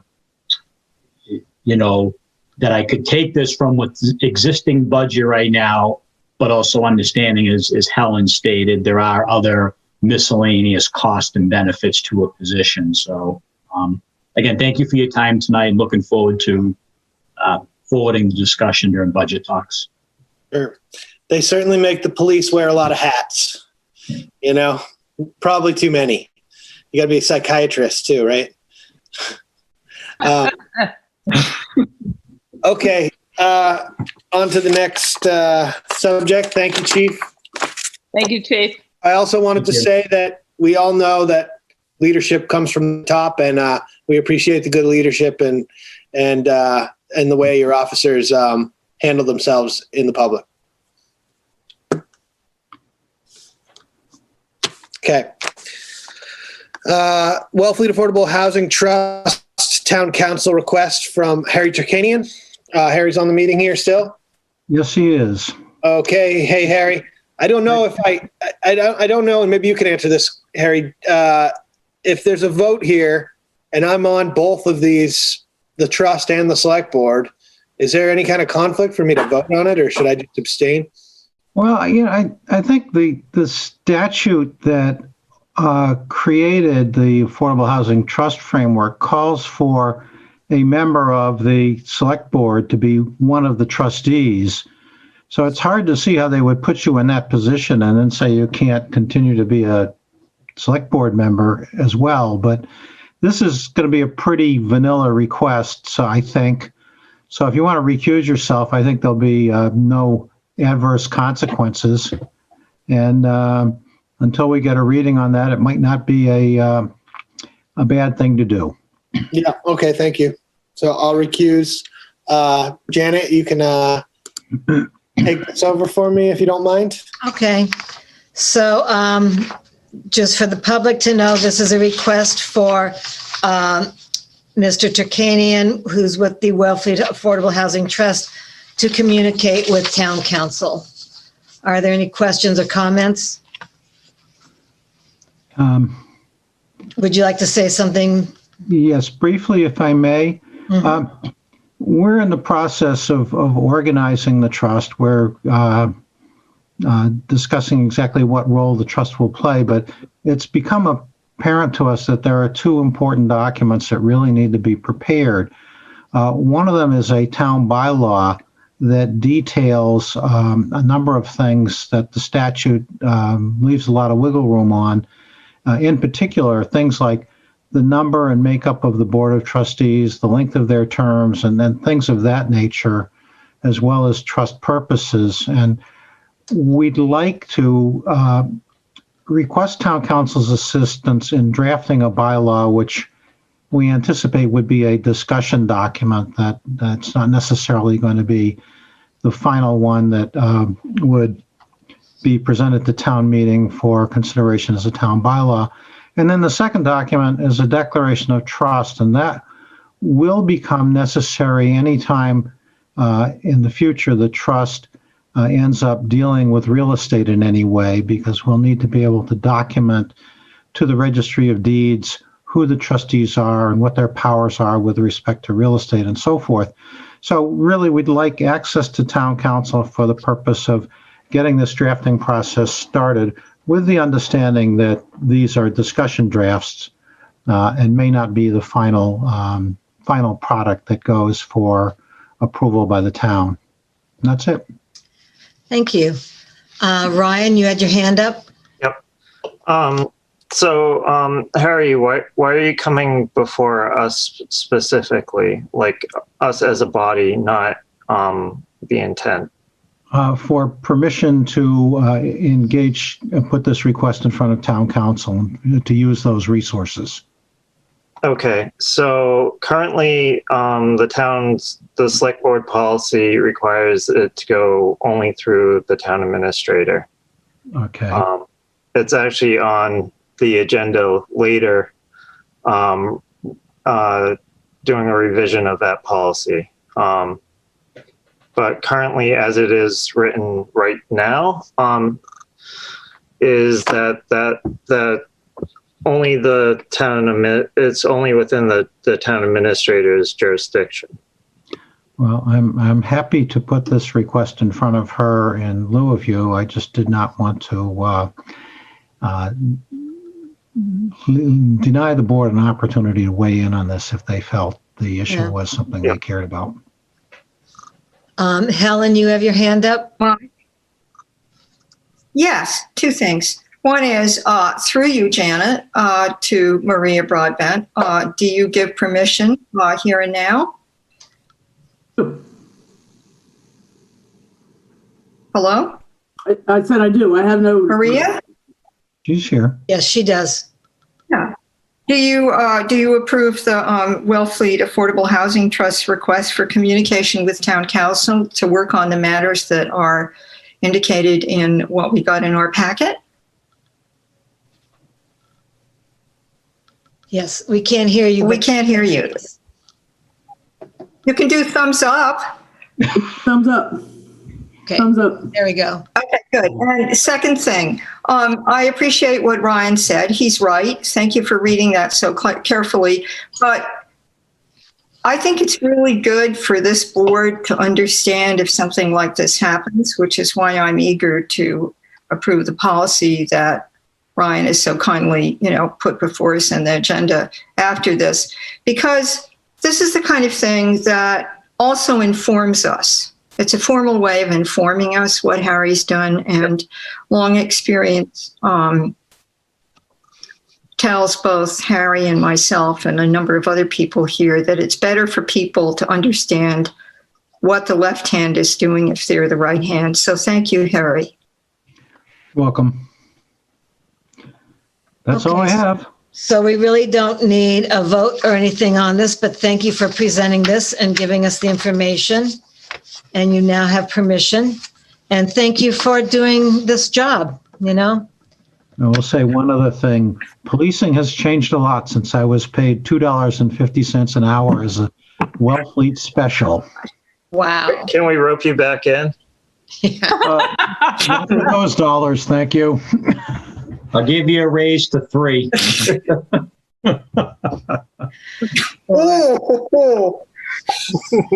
So thank you. Okay, Michael, you want to come back on? I'm on. We'll move on to the harbor management plan with John Reel. Yep. And there's John. Hello. Hey, John. Why don't you go ahead and just give us a little introduction? I will be fairly brief. This is the third harbor management plan. What we consider as being before you is a draft. And depending on your comments and some input from other boards, we would come back with a final plan. I hope not too much different, and I hope not too far in the far distant future. There's just one point I specifically want to highlight as a potential action. That has to do with dredging. We had a very encouraging piece of work by Agnes Mittermeier from the Center for Coastal Studies about what, as she calls it, black custard really is. And this encourages us to look at a real possibility of bypassing a future dredging by doing some local engineering on how the black custard can be moved from the north channel of the marina out into a pathway down Duck Creek.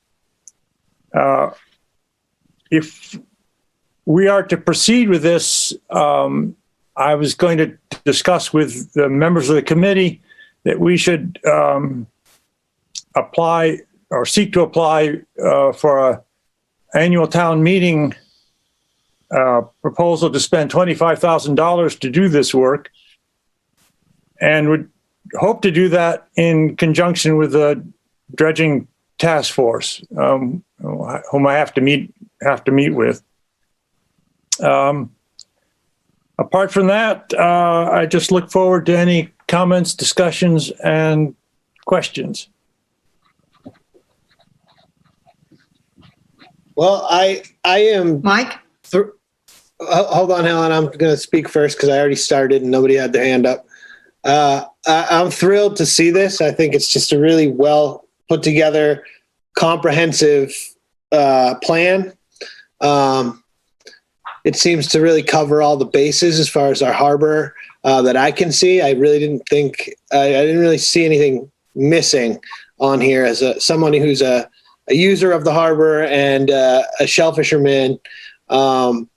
I was just happy to see how, integrated each of these things are with each other and with with climate change and the state of the harbor in all these areas. And I guess the one thing is I would hope that when doing these sort of studies, that maybe you can enlist some shellfishermen to document, what's been going on in that shellfishing area, as far as, what they're seeing that they haven't seen before and what's new. That's all I really have to say about it right now. Maybe I'll think of some other stuff as other people speak, but go ahead, Helen. Yeah. So John, thank you. I was there for the last one too. And I just want to know if I could work with whoever's doing drafting, because particularly, hello, can you hear me? John? Yes, I can. There's several voices as well in the background. Reel, can you hear me? Yes, I can hear you. He hears you, Helen. Not in my situation. Okay, I got that. John, there are quite a few typos and 2 errors, and I even checked one of them with Barbara Brennisel. Could I work with whoever's drafting it for you? Because there's no reason to take time here. It's not about content, except you might want to add one species that isn't mentioned in here and the new species in the shellfish section. So could I work, who is doing the drafting for the shellfish section?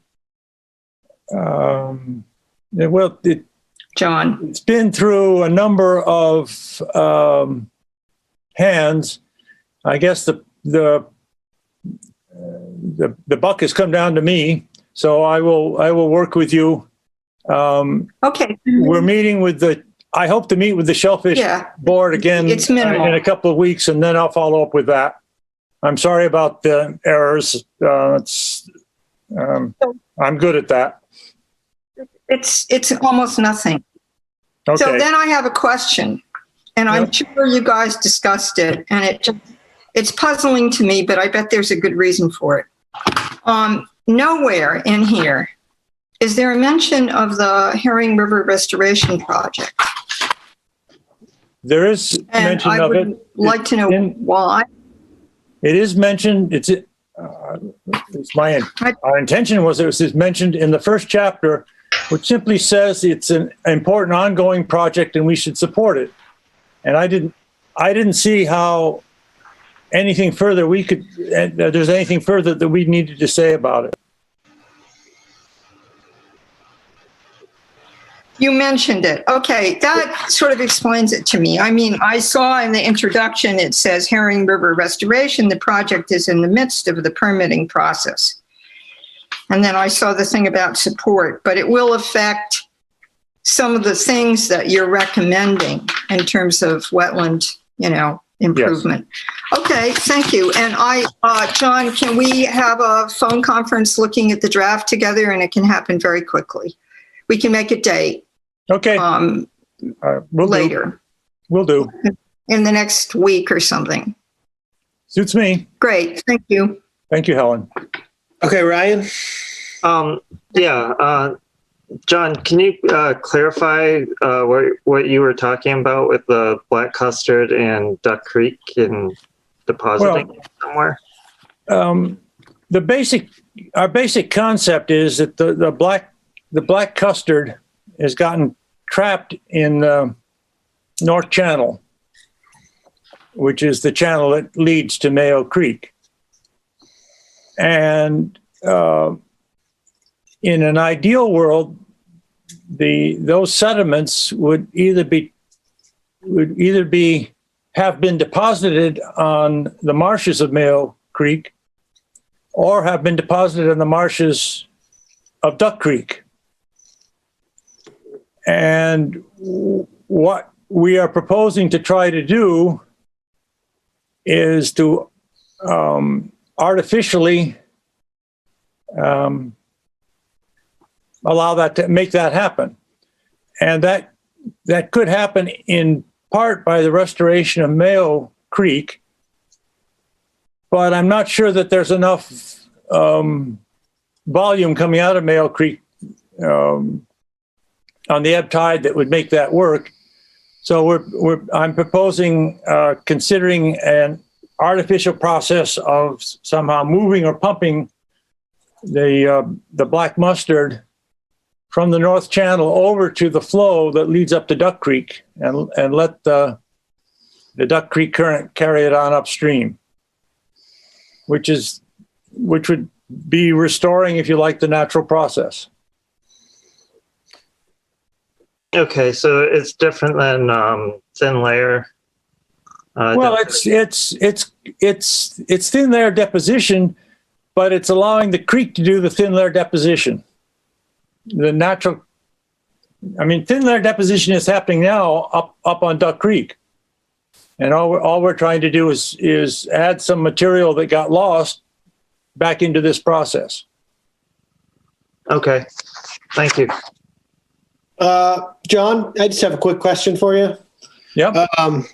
In all documentation I've ever read in Wellfleet, it's been referred to as black mayonnaise. Yep. Is black custard the actual technical term? Scientists at the Center for Coastal Studies have told me that black mayonnaise refers to a material that actually has some harmful characteristics. And this does not. And that's why they asked us to use a different term. And they said custard, or you guys came up with that? They thought that. Man, all right. Never mind. I'm not going to get into that. Okay, Justina? Yeah, my main question was about the custard, and that sounds like an elegant way. And I think reading that it's non-harmful, but it's plant material or organic material was really interesting. And you also had something in there, I thought, about fill, about using fill from dredging for replenishment. Was I? Well, right? Or is that the town already does that in some areas. It takes material from the L-shaped pier and puts it back up on Keller's Corner. Right. I think that language was particularly, I was thinking of what happens in Chipman's Cove, because you've got the same problem there. Mm-hmm. The difference is that Chipman's Cove has not been studied. We don't know, at least I don't know, what the current flow is and how we could take material which is trapped in the dredging area of Chipman's Cove and move it onto the adjacent salt marshes. This is not creating new salt marshes, is building up existing ones. Sure.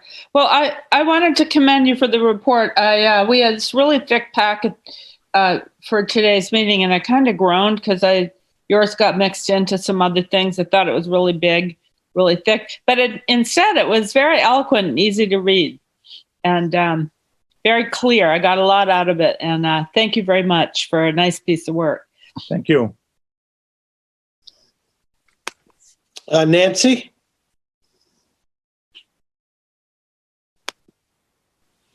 Hello. Hi. So one of the things that I just wanted to say was that John Duane is on Natural Resources Advisory Board and also on the Shellfish Advisory Board. So he has been coming to the Shellfish Advisory Board meetings and kind of briefing the Shellfish Advisory Board on the contents. And also there was, when was it, John Reel? Back in the beginning of the year, we had a joint SAB Natural Resources Advisory Board meeting about this harbor management plan. So I feel like they've taken a lot of feedback from the shellfishing community, and I agree that it's kind of a nice, simple, straightforward plan. And I think the focus on climate change is really important for us all. One thing that if you make any changes to it, I just would love to see it again, and I'm sure John Duane can help that. And then the one thing that I had been thinking about as I was reading through it is that, the use of culch, I wonder how that might be used as like a reef. I noticed the part about maybe doing some reefs. So we might want to look at that as an opportunity in that one section where you're talking about shoreline erosion. So it's just going to offer that. And obviously, we're very involved with everything, all the different aspects of the implementation. And in fact, the Shellfish Department will be involved in the wastewater part of the implementation as well. And we look forward to being good partners with everybody on that. So thank you. Thank you, Nancy. Yeah. Yeah. Hi, through the chair. It's okay. Hey, John, go ahead. How you doing, everybody? Disappointed. I thought I was going to be able to comment on the bait and tackle shop closing, but there is no bait and tackle shop. So, anyways, yeah. So I did a lot of the drafting on this, and a lot of the stuff shellfish related is harbor related. And, the idea being is that we should try to get these out about every 10 years, I think would be a good target. And it's just, it's a big harbor out there, and the harbor is an important part of the economy in Wellfleet. So we like to keep it clean. And so, Helen, any editing changes? I probably have the most recent version of the document, so you can send it to me. Yeah, can you send me a Word document I can draft into, and then I can just, put things in it and send it to you guys, and then you do what you want? Yeah, I will do. We don't have to, let's not take up meeting time with this, but if you could send me that, it would be great, a Word document, please. Or if one of you could send me the Word document. Okay. Thank you. Will do. Okay. Janet, do you still have your hand up? No, but I will, since you asked me, I'll just comment that John said something about working with dredging, and dredging wants to work with the harbor plan too, because we need to talk about mitigation and get really a regular plan going. So that would be great. Who do you think is the best contact? Well, Joe Aberdale's here, I believe, still. So Joe would be very good, right? Are you still here, Joe? I know Joe, so I'll get in touch with him. Okay. I'm looking for John has already sent a copy of the draft to the Marina Advisory Committee, which has always reviewed it in the past and provided input. So we're going to be taking that up probably in about 2 weeks, John. So if you have any changes to the draft before then, it would be helpful if you sent me the updated copy so we can review it. Okay. Will do, Joe. Thank you. Thank you. Good. Okay. Now, are we acting on this? I don't know. Do you want us to accept this, John, or? It would be useful probably, or let us know that we've received a milepost if you were to accept it as a draft. Okay. Yeah, okay. I move to accept the, what is it called? Hold on, sorry, I lost my place here. Harbor Management. Wellfleet Harbor Management Plan -3 into the public record. Draft. The draft Wellfleet Harbor Management Plan. The draft, -3. Mike? Yeah. Helen, second. Okay. Janet, aye. Christina, aye. Brian, aye. Michael, aye. Helen, aye. Motion carries 5-0. Okay. Thank you for your support and comments. Thank you for all your work, John. Okay, thanks, John. Both Johns, yeah. Thank you. Okay. So, spring tax insert for the Shellfish Department.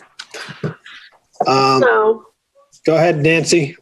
So I have provided some copy for the spring tax insert, and this would go to all, obviously, property owners here in town. So we've highlighted the 2 permits, annual permits in there. Later on, we'll probably have to take up the idea of whether we're going to sell seasonal or not again this year. And I feel it's too early to address that right now. We really need to see what's happening with COVID. So I've just kept it simple to annual resident and annual senior resident. In addition, we are trying to cover the expense of the credit card fees that, since most permits are now being sold online due to COVID, I didn't have a line item in my budget for that. So I brought it to Shellfish Advisory that we increase shellfishing permit fees as of February 1st, $5 to cover those, the credit card fees. But I regretfully forgot that it had to be a public hearing. So where the two things were supposed to be on this agenda, now the fee discussion will happen on your next meeting. So I'm hoping that you can approve this insert and just will change the fee based on the action that you take at your next meeting.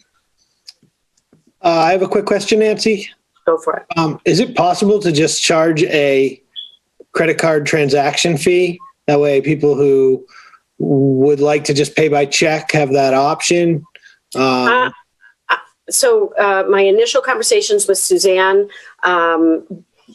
were no, we couldn't do that, but I will look into it a little bit further so that by the time you're going to take this up in 2 weeks, I'll have an answer for that question. Okay. My first interactions with Suzanne were like, we can't do it that way, but I'll try and chase it down with the software developer. Okay. I was just curious because sometimes with stuff like that, there's a transaction fee. They don't call it they can't call it a credit card fee or something. You have to call it like a transaction fee, I believe, or an administrative transaction fee or something that the town's collecting, something like that. But I'm not 100% sure on whether a municipality can do that or if the website's, able to add that in there. Yeah. Okay, Ryan.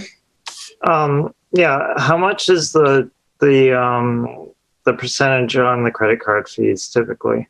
3%. 3%. Okay, so it's even less than what I was figuring. So we don't need to raise it by $5 per permit to cover the percentage of the credit card processing. Well, except for the fact that 25%, that 75% of the revenue to the general fund goes to propagation. So in this way, we're ensuring that there's enough money to go into the general fund to cover that, to cover the actual fees themselves. Yeah, but if it's 3%, you're talking, rather than $25, it would be $20.60. And, rather than $65, it would be $61.80. But not all I did not, I ran the numbers last year on how much. So there's stuff that needs to be, we're not talking about that right now. Okay. We're talking about just the spring tax insert. And then I have a little bit more research to do with the software guy, because I don't know whether we can separate out and understand how much we sell through credit cards and how much through cash and check. So that is another thing that's adding into this equation. So I still have a little bit of work to do. So it worked out well to do it in 2 weeks. I mean, you would just raise the rates by 3% across the board rather than. Well, we can't actually get into this because it's not a public hearing. I just was asking a question, general question about whether it's possible to do that, but we shouldn't get into a discussion about the public hearing. But Ryan's right. That his math on the credit fee is right, and it would be even lower if it's not for credit card fees. So if it's for propagation, it's a separate issue. Right. Well, that's why I asked the question, but that's really where we should stop, because we don't want to engage in a conversation on this. It wasn't posted as a hearing, and we will get the opportunity to do that. So let's just do it then. Okay, Nancy, the insert. It was in your packet. Yeah. I'm just Um, scrolling. And then we can just, we can just say fee to be determined at next meeting. But at least I'll be able to let Karen know that she can hold the spot for me. Yeah, okay. So if we can improve the tax insert, does anybody have a problem with the tax insert? I have a question. Go ahead. So, I mean, and Nancy, you've already brought this up. So last summer, we decided not to sell seasonal permits because it was decided that the rec areas were getting heavily used as it was already without additional seasonal permits being issued. Should we be promoting, basically advertising for additional people to apply for a recreational permit if we see the same usage as we saw last summer? Well, that's a good point. I'm working off a deadline that has to do with the tax mailing and the printing. So I'm kind of we've been trying to do this for the past couple of years. And we don't have enough information, I think, about COVID right now to know whether or not it's, what we're going to look like next summer, but I'm hoping that it's a little better. I think that Ryan raises a good point as to whether we want to increase the usage, because this, I think, would have that effect over our current usage of that resource. And that would really be a question for you, Nancy, and probably Johnny, about how, well, not Johnny, because you had a recreational enforcer, about how difficult it was to enforce and monitor the usage and issues down there last summer. So, right. I mean, so part of that is because of our budget, and we didn't get an approved budget until September, but Finance Committee and the Select Board had both approved a part-time seasonal person. But then, of course, this happened and we couldn't have town meeting. So that's in my budget this year. So I expect to have 2 people down at the rec area so that it isn't an issue this year.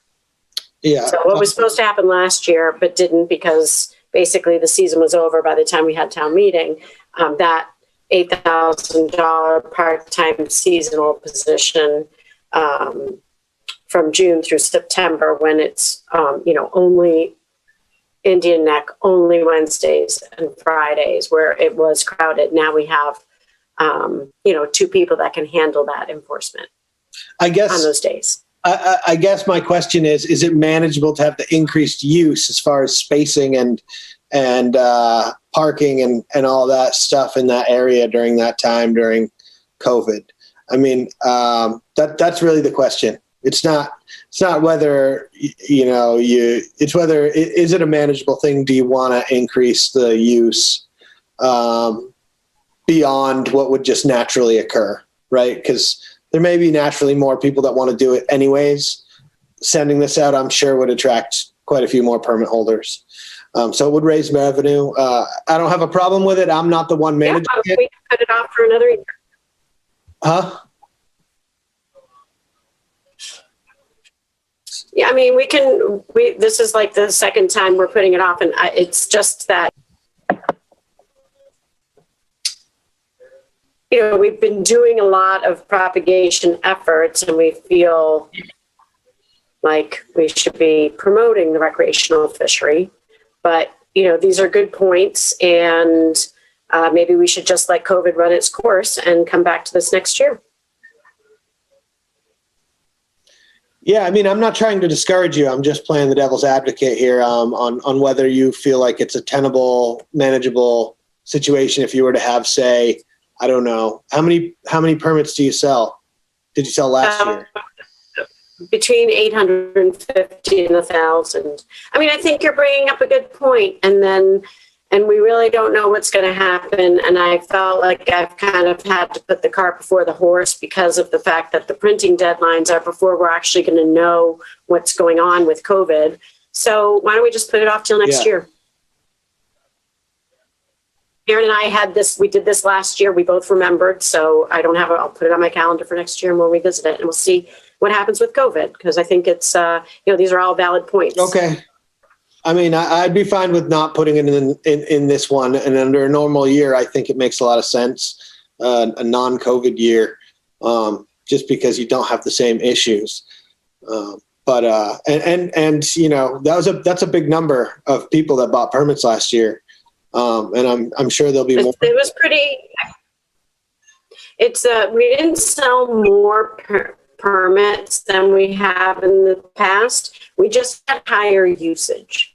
So Right. People, maybe they used to go out once a month. Now they were going out once a week, for example. But I think these are all really good points that you're bringing up. And honestly, I don't want to flirt with the devil. I don't want to put my staff in harm's way. And, I think these are good, solid pieces of information to make good decisions. I appreciate it. Okay. So I guess I would move to take no action on this and ask that you bring it back next year. I don't know how the rest Not a motion, Mike. For the spring insert, not the fall. You might as well cut yourself a break. You've got new staff. 800 to 1,000, 850 to 1,000 was a lot last year. And give yourself a chance to let the summer go smoothly. It really depends on the use too. If you have a banner year in the wild this year, then you're going to have a lot more pressure on that area. Like over the last few years, the wild fishery has been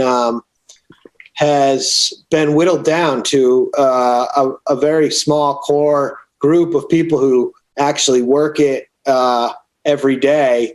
But, I've seen those numbers up in the hundreds of people that are out there making a living out there, picking the wild, depending on what's going on with the economy and stuff. So, you may have more demand for enforcement and monitoring in all of the other areas of the harbor too. So just yeah, it's true. I mean, if you think about how this department did little to no propagation for probably 10 years before I got here, and now we've really been doubling down in my 3-year tenure. So one hopes that all the efforts that you make today are going to come to fruition in the next year and the next year and the next year. So another really good point. It takes long for people to hear it's good out there, and then yeah. Ryan? Yeah. Can the rec areas handle an increase in use? I mean, they handled an increase in use last year. I mean, that's why we did we've been concentrating so much of our propagation efforts on the Indian Neck rec area because it was very heavily used. Yeah, but you're just relaying them from one part of the harbor to the other, correct? Well, we put a lot of our seed out there this year too. So that's not for next year. It's for the next year and the year after. A lot of the seed that we buy from hatcheries or that we get through the county, that seed goes out to, it goes to wild areas as well. But we also put it at the Indian Neck Rec area. Helen? Yeah, we can just take no action. We don't have to have a motion. Okay, fine. Let's take no action. I just wanted to make sure the rest of the board felt the same way. We're saving you from yourself, Nancy. You might be right. No, but I just want to also say this was a good discussion to have now. Yeah. Okay. It's not wasted effort. Thank you. Agreed. And just to be very clear, because then what happens is people ask me about the fall tax. This is not for fall because it doesn't make any sense. Because then you only have a few months left of the fishing year. So I will put this in my calendar to bring it up for consideration next year. Perfect. Next spring. Great. Thank you. Thank you. Okay, now on to the adoption of a fuel-efficient vehicle policy. That's right, right? We're on that? Yep. Yeah. Okay, Ryan? So, Mr. Chair, if I may, I move to postpone the discussion of fuel efficient vehicle policy until our next meeting. Why is that? The packets that were provided to the select board initially were missing one of the pages of the policy. I'd prefer not to get into a debate about which amended packet we're looking at. Okay, that's fine. I would say we can act on this, in my opinion, because it was on the agenda and the supplementary information could be amended or adapted at any time during that meeting.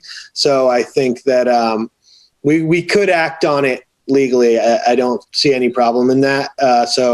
But if you would like to postpone it, that's fine with me. Yeah, Mike, this is Helen. Yes, Helen. Yeah, I have not read all of it, given what Ryan said, and I wouldn't want to act on it until I'd actually read all the words. Thank you. Yep, that's fine. Okay. Let's move on. Taking no action. Or do we need a motion? Or I made a motion. Do we just take no action on the We motion? take no action. It's not a public hearing, so we don't need to continue it. Okay. It's fine. That's good. So now we are on obtaining legal opinions. Go ahead, Ryan. So I move to adopt the select board policy on obtaining legal opinions from town council as written in our packets. Okay, discussion. Yeah, Mike.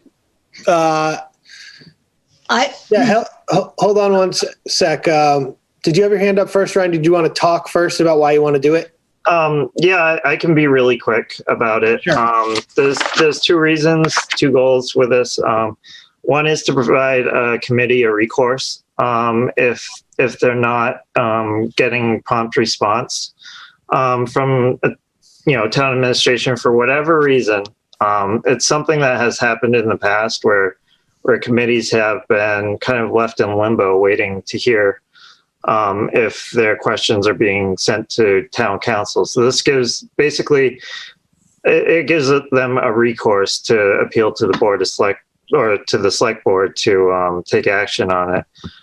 The other part of it is to keep the select board informed whenever there is a request to seek legal counsel. And I think we just saw in the when Harry came before us, an example of the pre-existing policy where, it works great when it works, but like everything, there needs to be a backup. So thank you. Okay. Helen? Yeah, a couple things. I think it's a good idea. I've also had experiences where it would have been a good idea. But there are a couple of things that I suggest we change. The first is in the first paragraph, and right at the end, where it says, the following procedure be observed by all department heads and chairs of appointed town boards and commissions.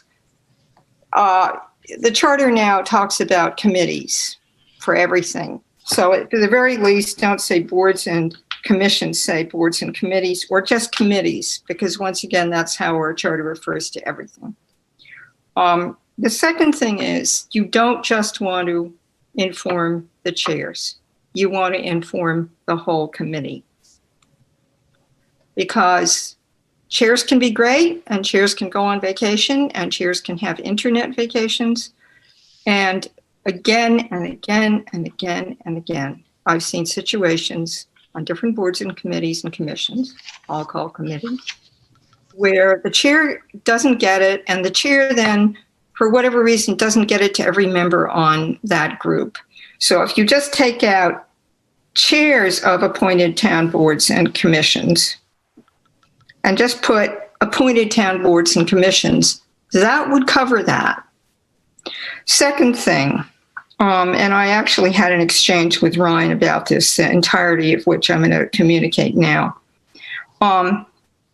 existing language in this policy uses the word emergent, which is not the same as emergency. It means something's taking place and coming, it's emerging during this process of needing to talk with town council. And that is not a valid reason for bypassing the process, which is earlier in the policy.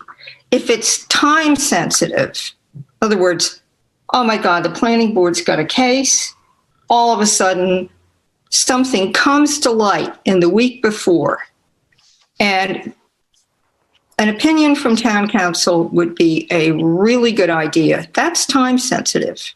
Emergent is more like the questions that we sent on to town council about the status of the town, vis-a-vis subdivision ways. That's an emerging situation. It's not time sensitive. I mean, it would be nice to get the answers to that in the next couple of months.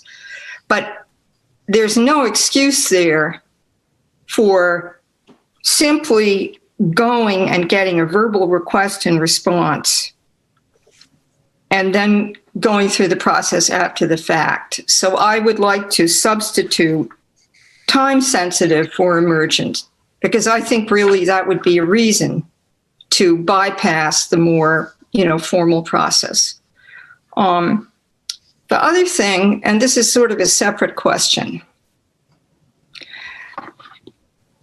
So I don't know how many of you have seen, I don't even know if Maria has seen the list of opinions from town council. It's on pieces of paper.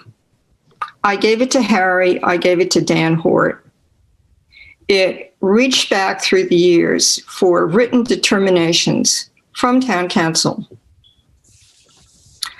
And I think that it would always be good to get a written determination, because what can happen is, like the chair of a board can call up town council, and maybe he or she takes good notes, and maybe he or she doesn't, and maybe he or she will communicate some of it partially or entirely during the next meeting of that board or committee.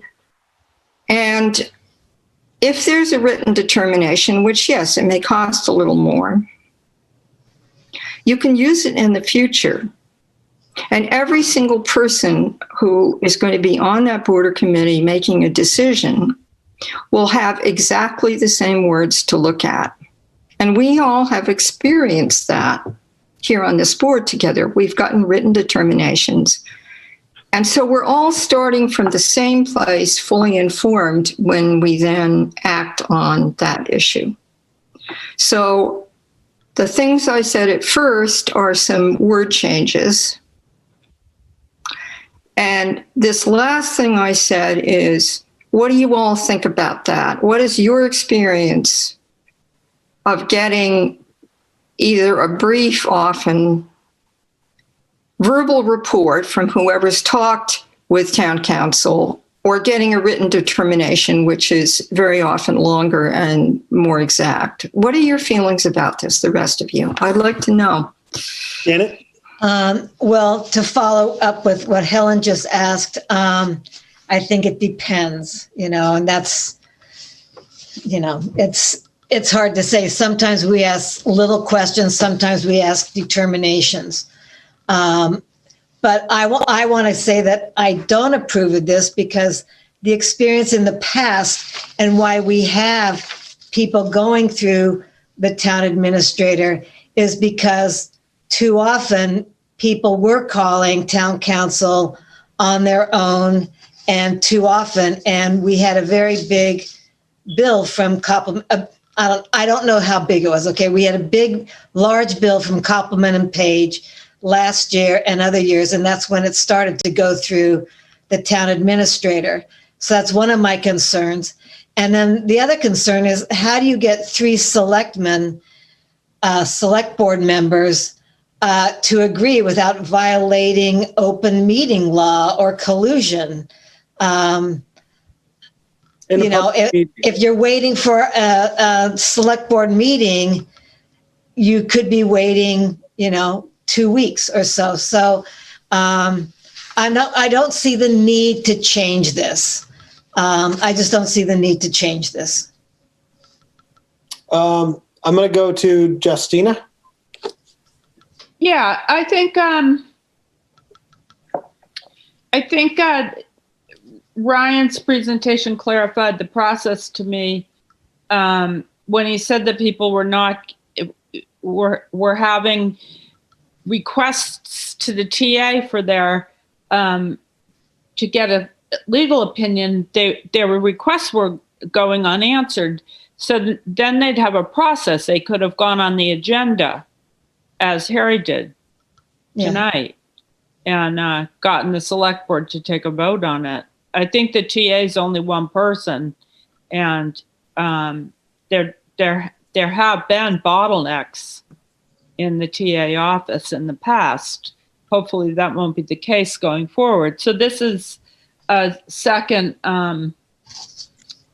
let's say you're the chair of a board and you need a legal opinion and the TA is not getting back to you, you can get on the agenda of the select board meeting and get your committee's business handled. Then the second thing that was brought up was the issue of getting legal opinion in writing. First of all, I think anybody that's done business knows you should get things in writing, and I think most lawyers are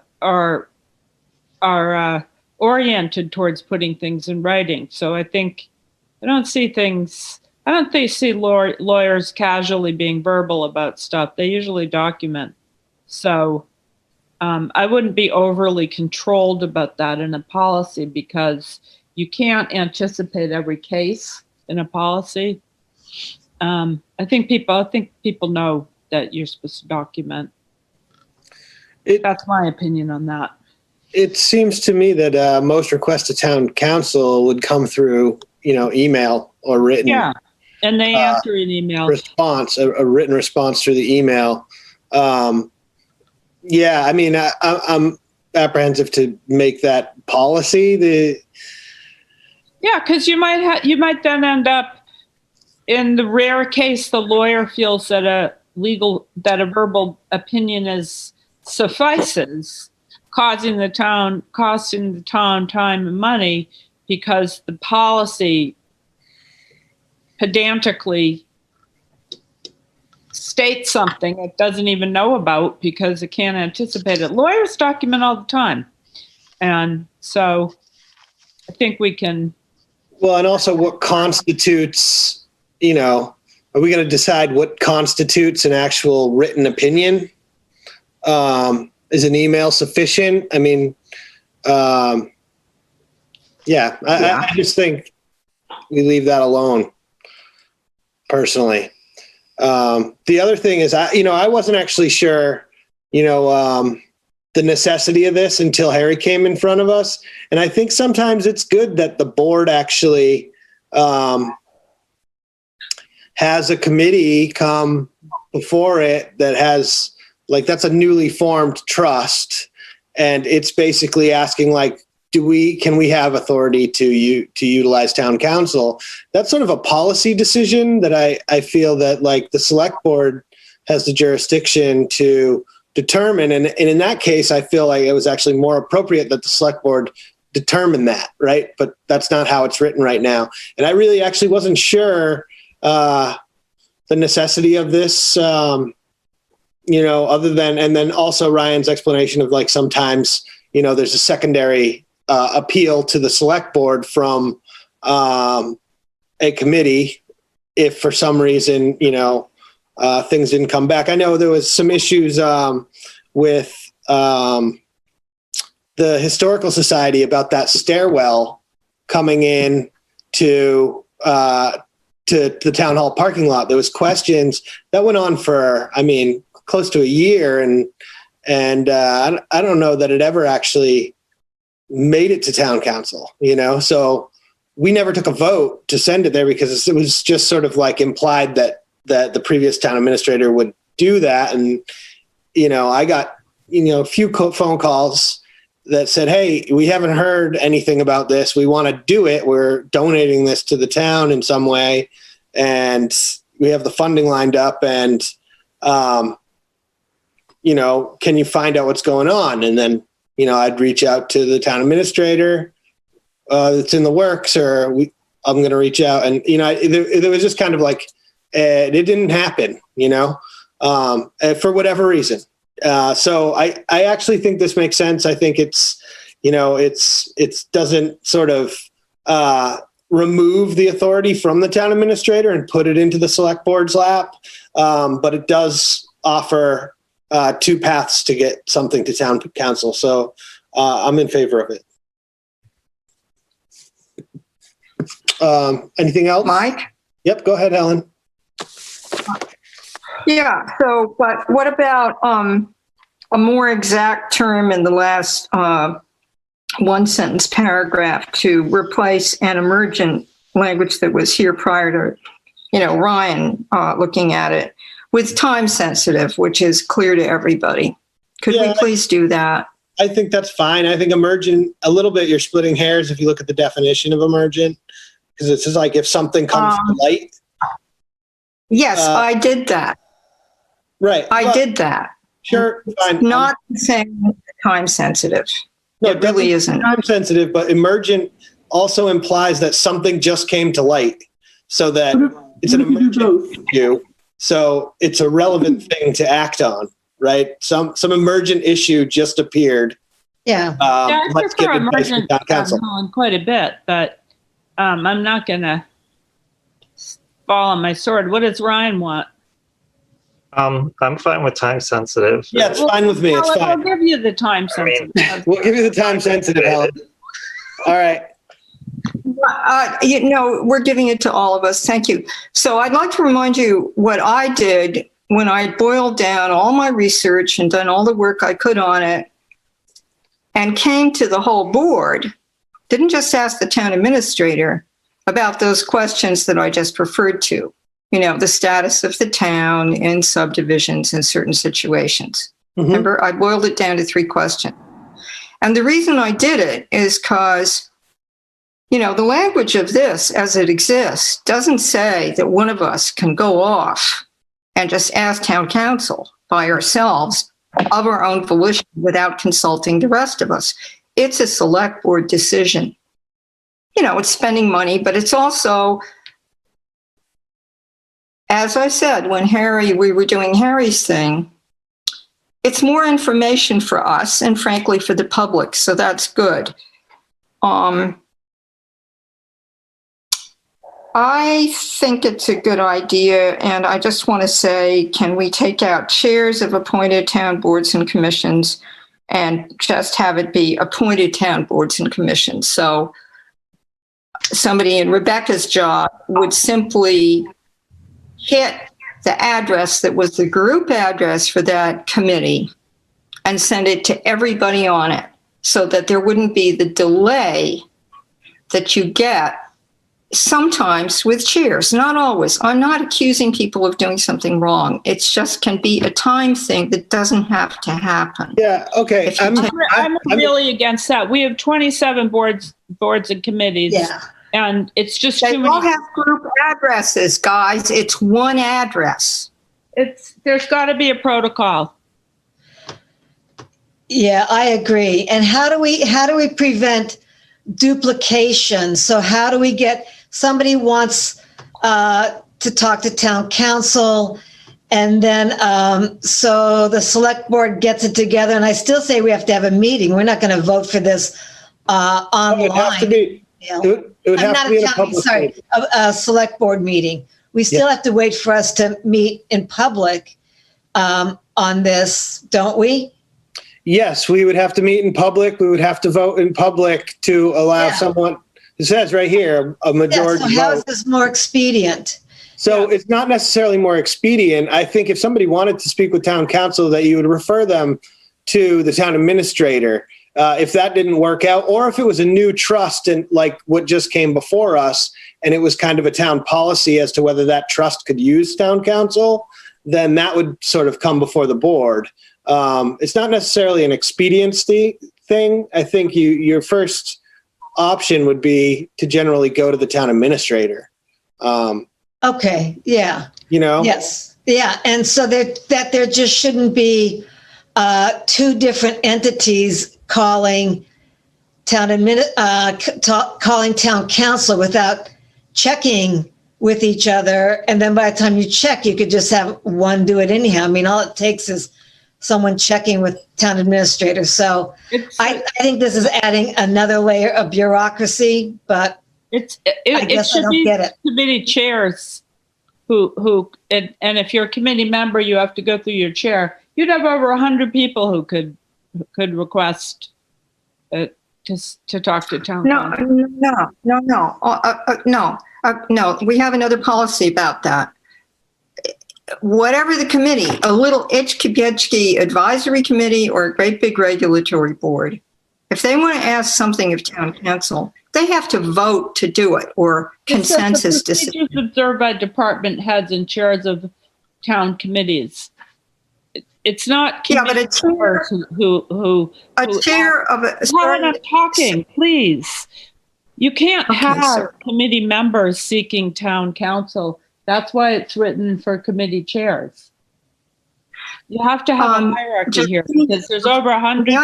Helen, please stop interrupting me. There's over 100 people involved in all of the committees. This is one situation where you have to have some sort of hierarchical order in place. I'm done. Of course. Helen, hold on. There's other people. No, I need to respond to that because Justina said something that isn't in the language of this and is not what I was talking about. A chair can't on their own go and ask town council anything. They have to get the committee to approve it. So the point is you don't have an individual committee member going and asking to talk to town council unless that person has been delegated by their group. Yeah, but it isn't about it's about groups. I'm not going to tell people how to run their committees. Everybody needs to wait to have their hand up and be called on in order. Sorry, Mike. That's fine. But I'm just going to point this out quickly. It says, if approved, requests will be forwarded to town council. Okay? So the request is to be made and then forwarded to town council. It's not like, unless they were to ask for, which I'm sure would not be granted, a blanket approval to request town council's opinion on any subject, they still have to make a request and have that forwarded. You understand? So it's not like they can just go call town council and ask them whatever they want. Right. You understand? So we're just approving a request and then forwarding that request to town council. So that's all it is. And the request has to come from the whole group. The request comes from the board. Yes. Yeah. Not an individual. So I don't see the need to take chair out of it. I think it's fine, the chair, whatever, but the chair is not any more special other than they set the agenda and do whatever I do here, whatever you call this. Torture. Well, we're trying. Anyway, so I don't really see the need to take chair out of it. I think we can leave it alone, change it to time-sensitive situation. And vote on it. I feel like that's where the board is. So I'd like to just call the question as amended with time-sensitive situations. Second.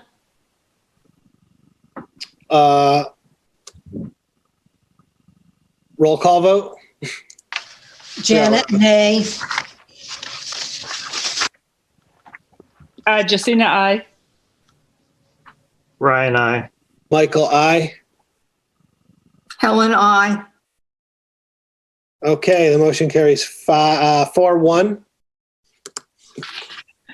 Okay, thank you guys. And Mike, yes.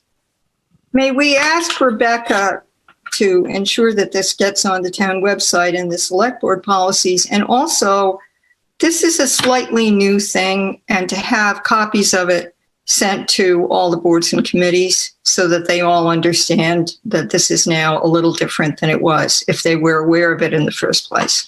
Yeah, I think that. Actually, Yeah. the request should come to me, Helen. And Oh, yeah. Okay. Right. Sorry. Maria. Right. no problem. Can it happen? Yeah. Rebecca will work that out. Great. Okay. And really, I named it the bait and tackle. Are you sure you want me to put something on the website? Oh, you'll be fine. It's okay. Can we get a bait and tackle shop back in town? I'm working on it. That's my next agenda item. All right. Next here we got accounting update. Yeah, Maria, I just wanted to get an idea of what's going on with the tax filing thing that we got an email about. Yeah, I'd be happy to, Mr. Chairman. In fact, I think Heather is, if she's still awake, she's still on the meeting.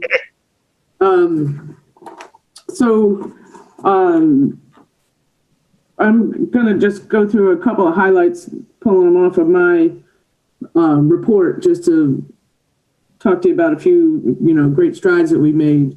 We needed to get an extension from the Department of Revenue for our Schedule A filing for FY 19-20, and they granted us that. We have the auditors coming in, and we are also going to have them look at the enterprise funds and the trust funds. Cash flow is no longer an issue, I'm happy to say. We have crossed that bridge, and that's not a problem. We now have the current fiscal year's budget entered into the VADAR system, so we're able to actually get budget status reports, which is something I had been asking for since I started in August. And we're also able to now reconcile the treasurer's records with the bank statements. And you have no idea how happy that makes me. That's a really big deal, and we're in a much better place for the work that Heather's done. But I want to, if it's all right with you, Mr. Chairman, turn it over to Heather to, so if you have any questions you want to ask her or anything that she wants to highlight that I glossed over. Okay, Heather, you there? Yes, Mr. Chairman, how are you? Okay. Welcome to town. Thank you. It's a pleasure. Yeah, all right. Does anybody have any questions specifically? No, I'd like to say welcome, Heather. Thank you.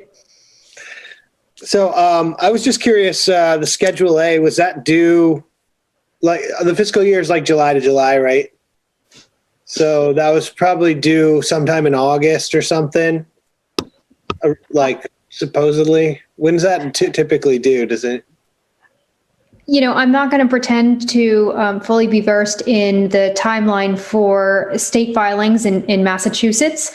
But my understanding is that we were past the deadline, which was prior to the end of the calendar year. So they were kind enough to send me a very encouraging email upon my first few days and just note that we were past that deadline. So surely I will be able to report out on that once I fully understand the real timeline that we should have adhered to. But at this point, I could only say that we were past that deadline. Okay.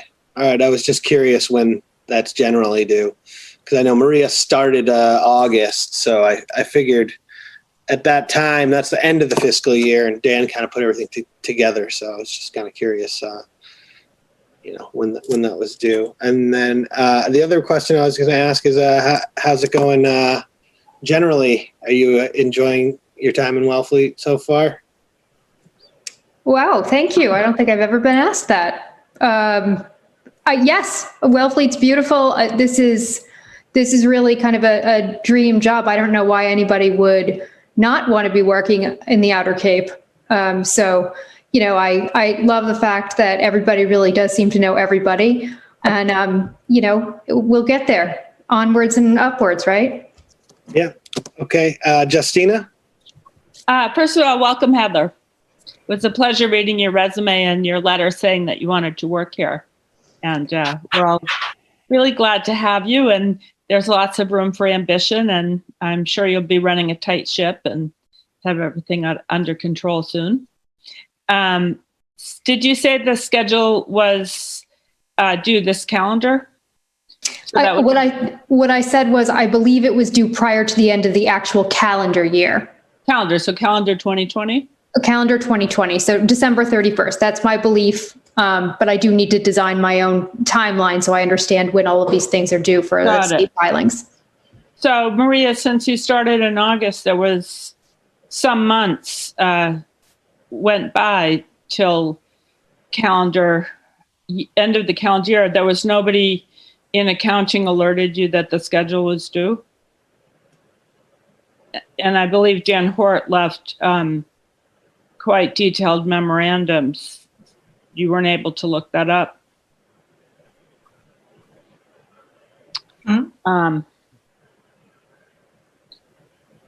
Okay. I don't have any memorandums from Dan.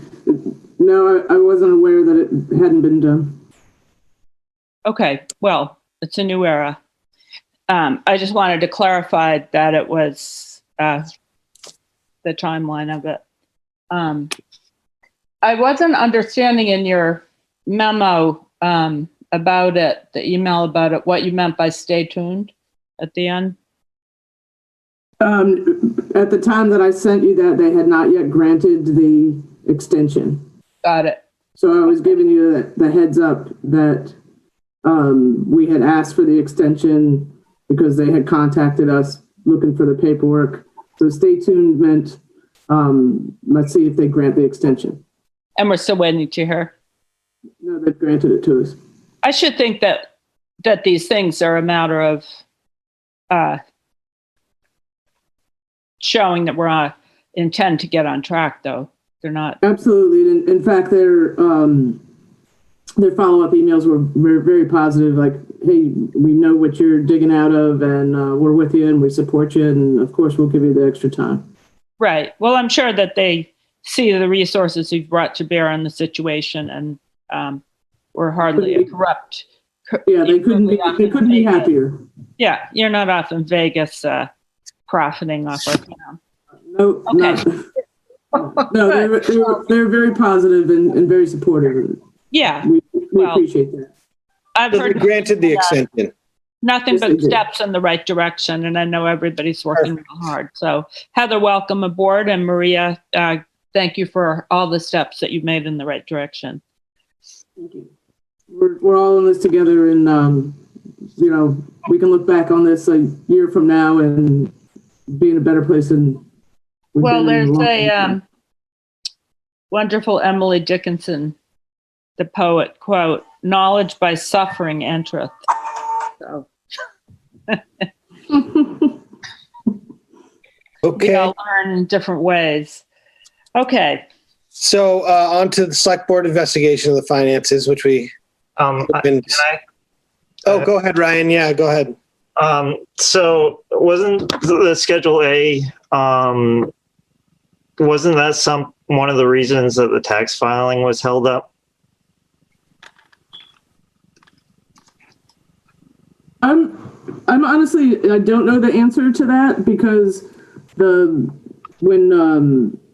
the town treasurer and Rich Bienvenu were working on the tax rate filing, there was nothing for feedback from the DOR at that point saying they were missing anything. So I'm not aware whether that was a trigger or anything. They had accepted the tax rate filing and didn't until most recently tell us that we were missing Schedule A. So, Heather can correct me if I'm misstating that, but there was nothing feedback from them saying they were even missing anything. No, that's correct. It's held within the same Massachusetts database module. What they did was they completed the Massachusetts recap sheet, which is what essentially determined the tax levy. But there doesn't seem to be a connection between filing the two of them simultaneously and then generating that levy. I will say the Schedule A is rather detailed, and it will take some doing to accomplish. So, in that case, I'm very pleased that your recap sheet was, in fact, submitted and accepted. So I don't think there is a correlation other than that it is due.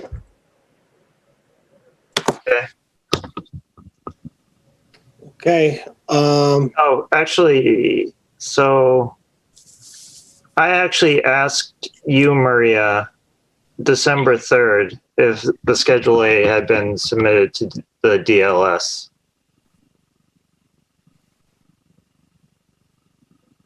And what was my answer? You didn't answer. Yeah. So my apologies, not for answering you. If I had thought it was part of the regular tax rate filing, which was the recap and all that work that the treasurer was doing with Rich Bienvenu, my understanding was we had filed everything that we needed to do. So I didn't know that we were missing it, actually. Okay. Okay, so on to the select board investigation that we had opened. Basically, I just want to reiterate that this is just about, at this point, establishing a timeline of sort of how long things had gone astray and got up to the point where they are now, where we had a sort of accounting and financial sort of, I guess I would call it an emergency type situation. And so I think at this stage, we were just at the point where we were appointing 2 members to basically interview staff and come up with a timeline, create a report basically on, what's been going on, but also just to determine if there was any further inquiry needed. And that's basically it. So we can do that now if the board wishes to. It's up to the chair. Yeah, okay, well. I think we voted we were going to do that. Huh? I believe we voted that we approved the investigation. Yeah, we just need to appoint 2 members of the board. Actually, we didn't. We left it hanging and we were going to think about it some more. No, Helen, we approved it. No, we Maybe approved Rebecca can. Helen, we approved it. I'm positive.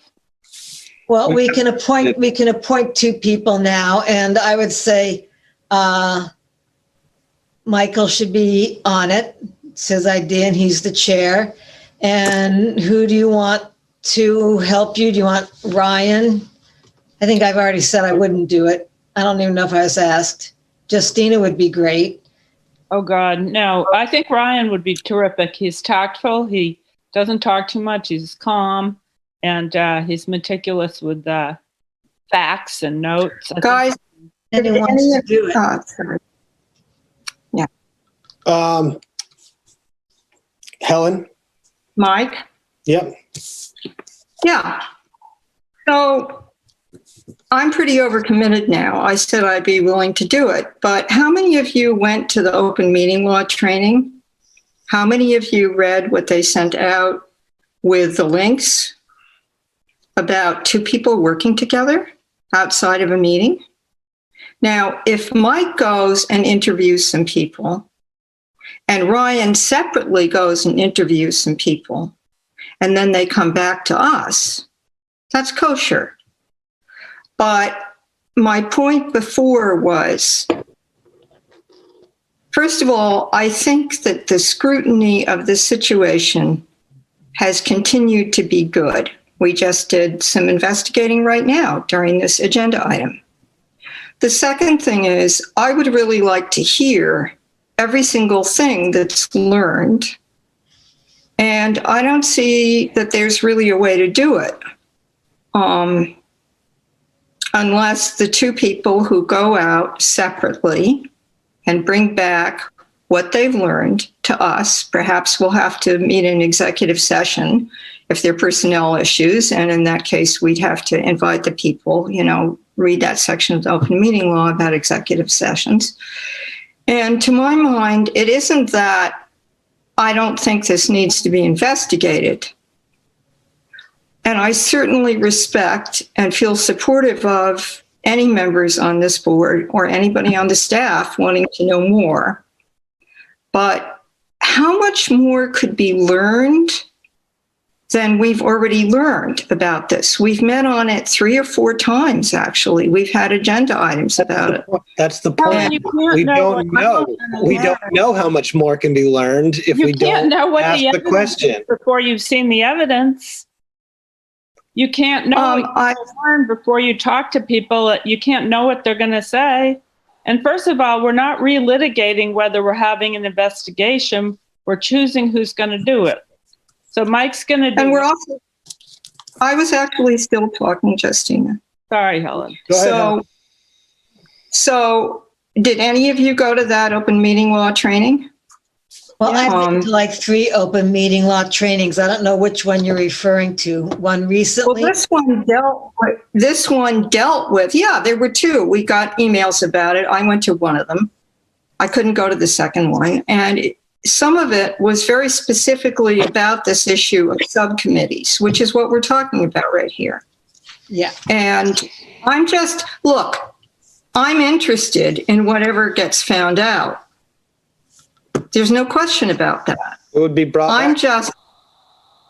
Yes, but are you guys going to go separately or together? I don't want to do it anymore. I've got too much going on. Okay, so me and Ryan, and then we will determine what we're allowed to do. I'll call the lawyer of the day, but I'm pretty sure that it is fine for us to interview people together. If you don't deliberate. Yes. And if you report everything you gather, well, do call the attorney of the day at the AG's office, the Open Meeting Law Division of the AG's office. Sure.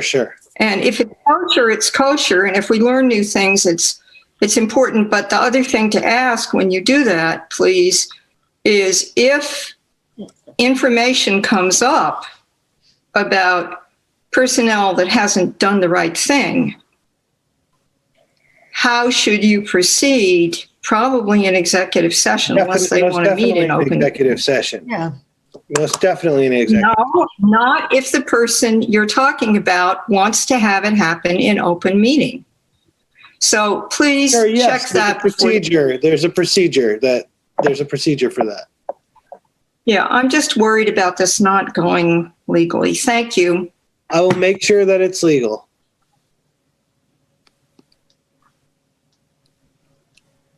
Okay. So, Ryan, are you interested in doing it? Yeah, I'll do it. Okay. I don't think that this has to be, we don't have to make a mountain out of a molehill here. Yeah, the only thing is that I would like to have somebody from the financial FinCom, if possible. Well, we could invite them. Okay. That'd be fine with me. Okay, so I guess we need a motion to appoint us. I'll try. I'll move to appoint as investigators, Ryan, Chairman Mike DeVasto, and Select Person Ryan Curley. Okay. Second. To what? To what? Select Board investigation. On. Town finances. Thank you. Okay. We have a second? Yep, I did. Okay. Roll call vote. Janet, I. Christina, aye. Ryan, aye. Michael, aye. Helen, nay, because I think this process is unnecessary, but I look forward to hearing what you can bring back to us. Okay. Might be nothing. We might just say, well, you know. Yeah, and I just want to add, I think if it wasn't for COVID, we would have had, department meetings, there'd be much more open discussion or approaching people about what's wrong or what they need help with. So I think this is a very unusual circumstance. We're all I'm stuck. not really comfortable with it, but I get it. I approve it. We're all stuck in our Zoom calls. It's communication's weird. Yeah. Okay. Hey. Let's just move on to the next thing here. COVID-19 updates and recommendations. Do we have any? So this is discussion of the CARES Act. Oh, is Chief Hurley still on? No. Nope. Yeah, I'm still here. I don't have that on my agenda. We do. It's not on the agenda, but we do have it. Oh, it's in that's part of the COVID packet? update. That's Yeah, right. it's part of the COVID-19 That's updates. Okay. Chief Hurley, I don't know if do you have something in here that you want to talk about? He did. Yeah. Yeah, he had a memo. Okay. Sorry, I read it. I just don't remember. Yeah, no. And I'll be brief about it, Mr. Chair. It was just a memo or an email passed along to Maria. To be honest, since June, this CARES Act between the state and FEMA has been a disaster. However, they come with money. So it has been a up and down process, a lot of miscommunication and what's covered and what's not covered. So long and short, FEMA has decided not to cover a lot of things, PPE gear for schools and town halls and recreation and so forth on that. So the state has turned around, and where they were giving 25% back in June and September rounds, they are now coming back on a reconciliation I just did, and they are giving us that 75% portion. And most notably and most importantly is we are now recouping all of the porta potty costs, which was a substantial amount of money. So right now with this reconciliation round, I was able to wrap up this afternoon. We will put in a third request in the email, we got round one was 60,271. Round two was 14,172. And now round three will be 154,517 with the remaining balance of just under 12,000. We can still draw down till December of 21. So it's good news. It's looking like we've recovered just about a good portion of our COVID spending, which a few months ago, along with a lot of other financial items, didn't look so positive. So that's good news this evening. And we still do have a pending FEMA application I submitted in October for $88,000. And hypothetically, if they were to approve all of it, which I know they're not, because now they've said they're not covering some stuff. So whatever they do approve, we will get 75% of that. But I have no knowledge or idea when that application will get reviewed. So that's great that they're covering the porta potties, because we thought that was out the window, and that was a substantial amount of money. Yeah, FEMA changed gears on that, and they went from covering it to if we had a state, or I had to state in an affidavit that somebody with COVID went into a bathroom and we brought in porta potties because of it, and clearly did not feel comfortable with that. So, the state's doing the right thing. They're circling back now, and the goal is to get this money in the hands of municipalities quickly. Yeah, I mean, hopefully the federal government will help the states out a little bit, because Massachusetts is certainly throwing down some cash, and they have been throughout this. They've been very responsive with grant money and all sorts of things. So that's great news. Thank you, Chief. Do we get their hand up here? No. Well, I would just like to thank Chief Hurley for his continued hard work on dealing with filing for this kind of thing. So thank you. Well, I appreciate it. Myself and the fire chief have been poring over these documents. He has in the past quite a bit of history, especially with FEMA, and the accounting office, Jane and Heather as of new, and Lisa have been phenomenal too, because, you know, part of this is, you know, really trying to track down where all the spending was. And, you know, I'm just the department head. I don't run accounting. So it's been a little, you know, kind of chase the tail a bit, but we did it. We got it done. And I believe we're pretty much going to break even, if not be okay. So moving forward. Hey, Helen? So who was Mark Spiegel, please? You don't know who Mark Spiegel is?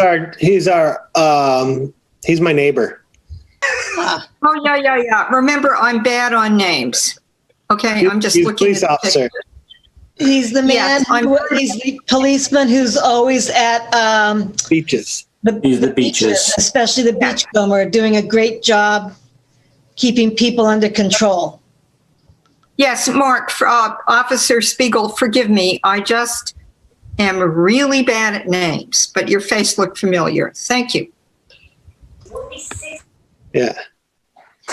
He keeps me from ruining the neighborhood. Okay. Do we have anything else on this? I would say the only other thing, COVID related is, our police and fire folks have been able to start to get the COVID vaccinations.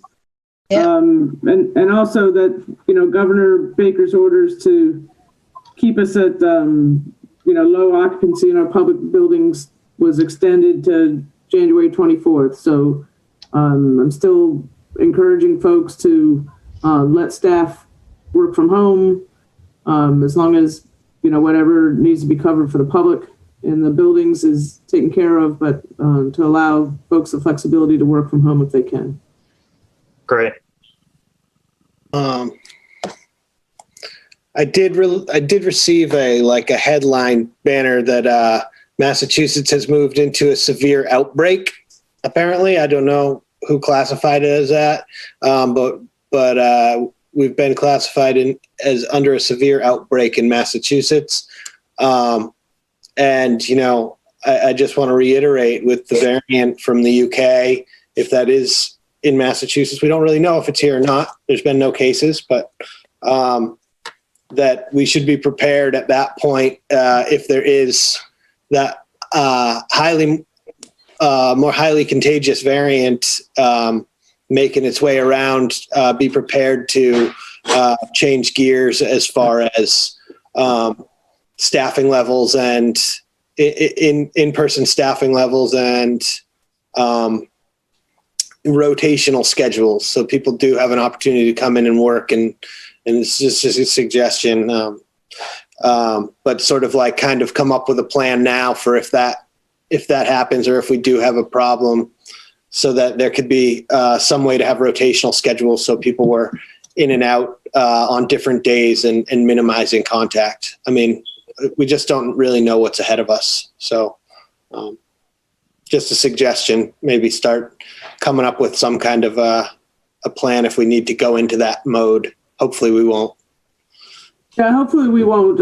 I know, Hillary's communication to department heads has, encouraged, however can be practical for folks to look for ways that staff can work from home if they can.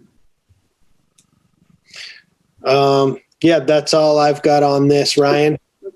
I would just really I know very few people are watching at this point, but the numbers locally have been rising steadily. On the 1st of January, Cape Cod Hospital and Falmouth Hospital combined between them had only 10 open beds left in the entire hospital, or in the entire hospital system. Hillary, what was that, a week ago, sent out a notice that there had been 11 positive cases in Wellfleet within the last 2 weeks at that point. It is definitely on the rise locally, unfortunately. We'll see what happens going forward. Well, we've got the people coming back from Washington, D.C. too. So There'll be an uptick. Already is happening.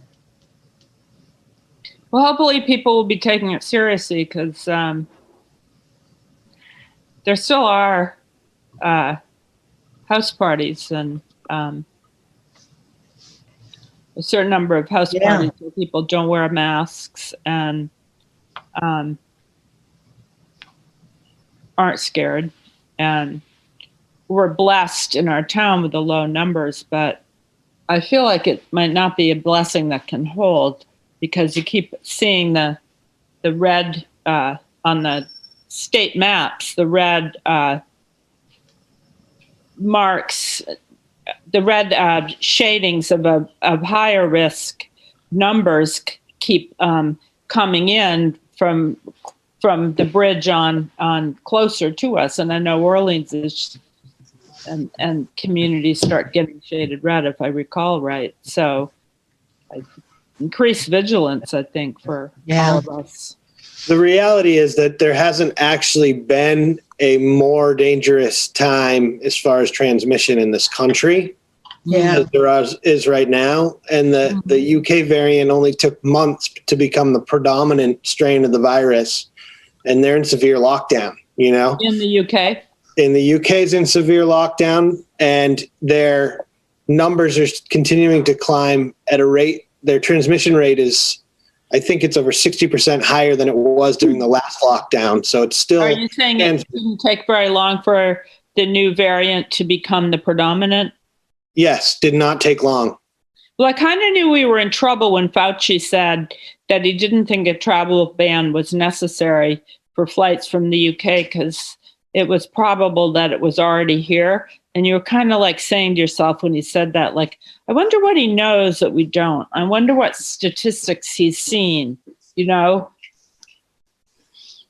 Well, everybody just needs to realize at this point that we haven't rounded a corner, even though it feels like it in some way because it's been so long.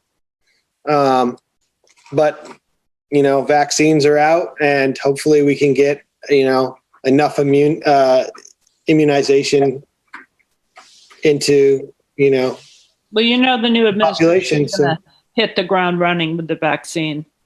And you know that Massachusetts is going to be ahead of the curve with the vaccine. So Massachusetts has been, I think, the number one state as far as administering vaccine. Really? Administering their allotment of vaccine, I believe, at least in the top states. So, so I think we're doing all right. And let's just hope that things get better. We've got a lot to have gratitude for, our state politicians and our town. Helen, give your hand up. Yeah, is everybody clear that we're still in the situation where most people are asymptomatic? Most people are not tested, and even if they are, they may not have a viral load that tests positive. And the last thing is, I'm not sure that everybody's clear about the fact that even if you get immunized by the vaccine, which I look forward to, it doesn't mean you can't be a vector in any one of the number of ways that we can be vectors. Sure, 3 people wouldn't get infected by touching something that somebody else had been breathing on for a while. The 4th person would, with a low immune system. And we also don't know how long the vaccines are going to be effective. Is it 3 months? Is it 4 months? Is it a year? So I'm not even anxious about this anymore, but I'm being really, really careful. And I think that we should just tell everybody we know, any contact we have, be supportive about doing all the things you can not to get it, which we're all thoroughly sick of, but also thoroughly used to at this point. Thank you. Okay. So we got Select board reports. Yeah, I'll just say that with dredging has obviously ended for this season. And the dredging committee, just on Monday, last night, we're going to be coming up with an RFP for the fall and to start Joe Aberdale's on here. It's not a select board report, but that we're going to be coming up with an RFP to start applying for money for grants to work on the harbor and the dredging. Is that a succinct way of saying it, Joe? I think it is. We just completed the first part of Area 1, the Inner Harbor, by the El Pier fuel dock over to the launching ramp. So in October, we can pick up from where we left off and go all the way around the pier to the North Anchorage in the back where the slips are. And that will complete Area 1. Both the state and federal permits have been secured for that. And soon we will be making application to the state to co-fund that dredging in the fall with us. So I think that pretty much gives us an idea of where we are headed for the next phase of it.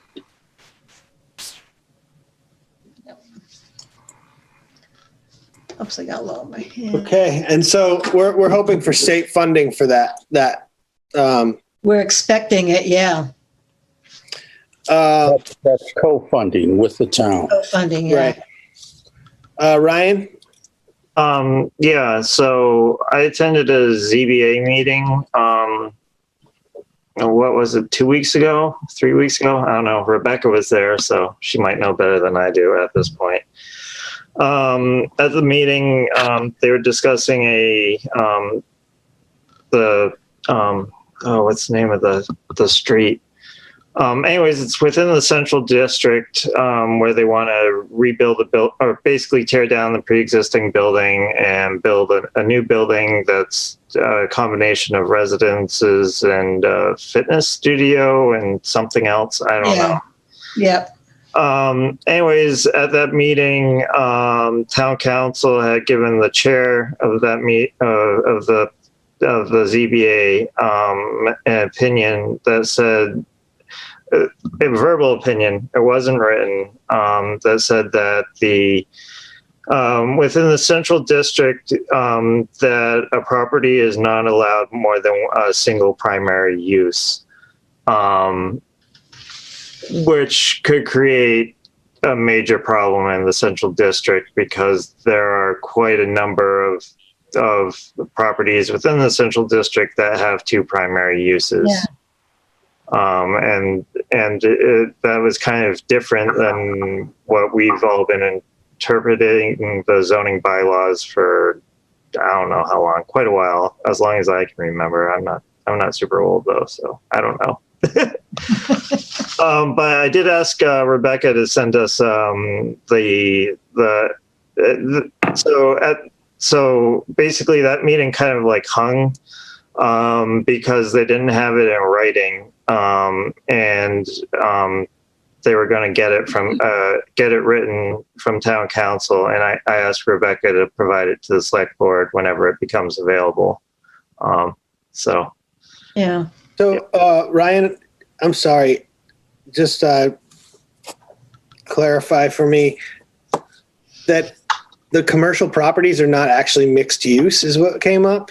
The central district, according to KP law, can only allow one use per property at a time, basically. So you can't have, a first floor store with a second floor apartment, which a number of the buildings do have within the central district.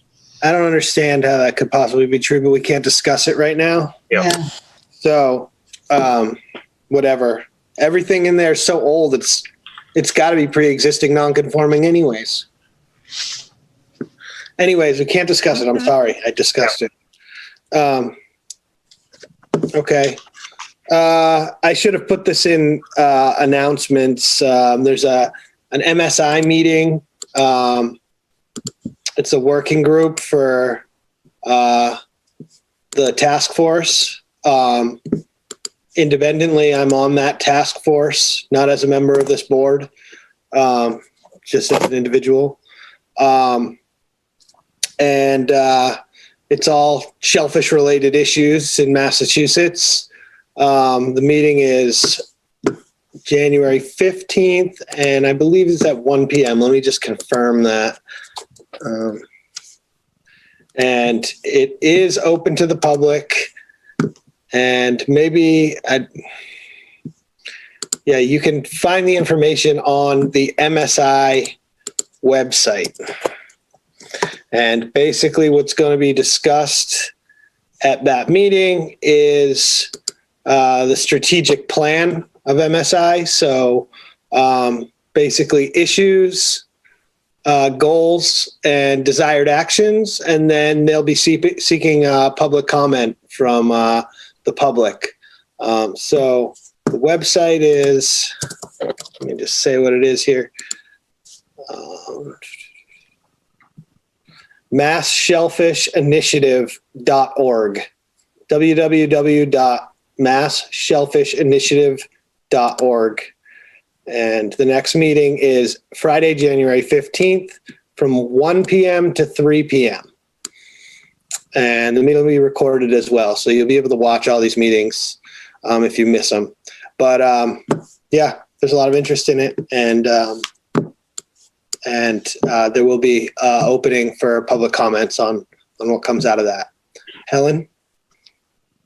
Yeah, so I was contacted by the chair of the planning board, and then also the three people who had been delegated to work on an improvement on having a second dwelling on a lot related to affordability. It's now, we have an AADU, an affordable accessory dwelling unit bylaw that I worked on when I was on the planning board a lot, which is why they contacted me.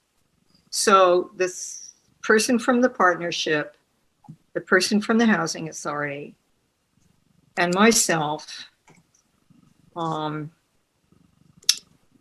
met, and a person from the planning board who had been delegated by the planning board met and discussed this in phone conferences a number of times and did some drafting.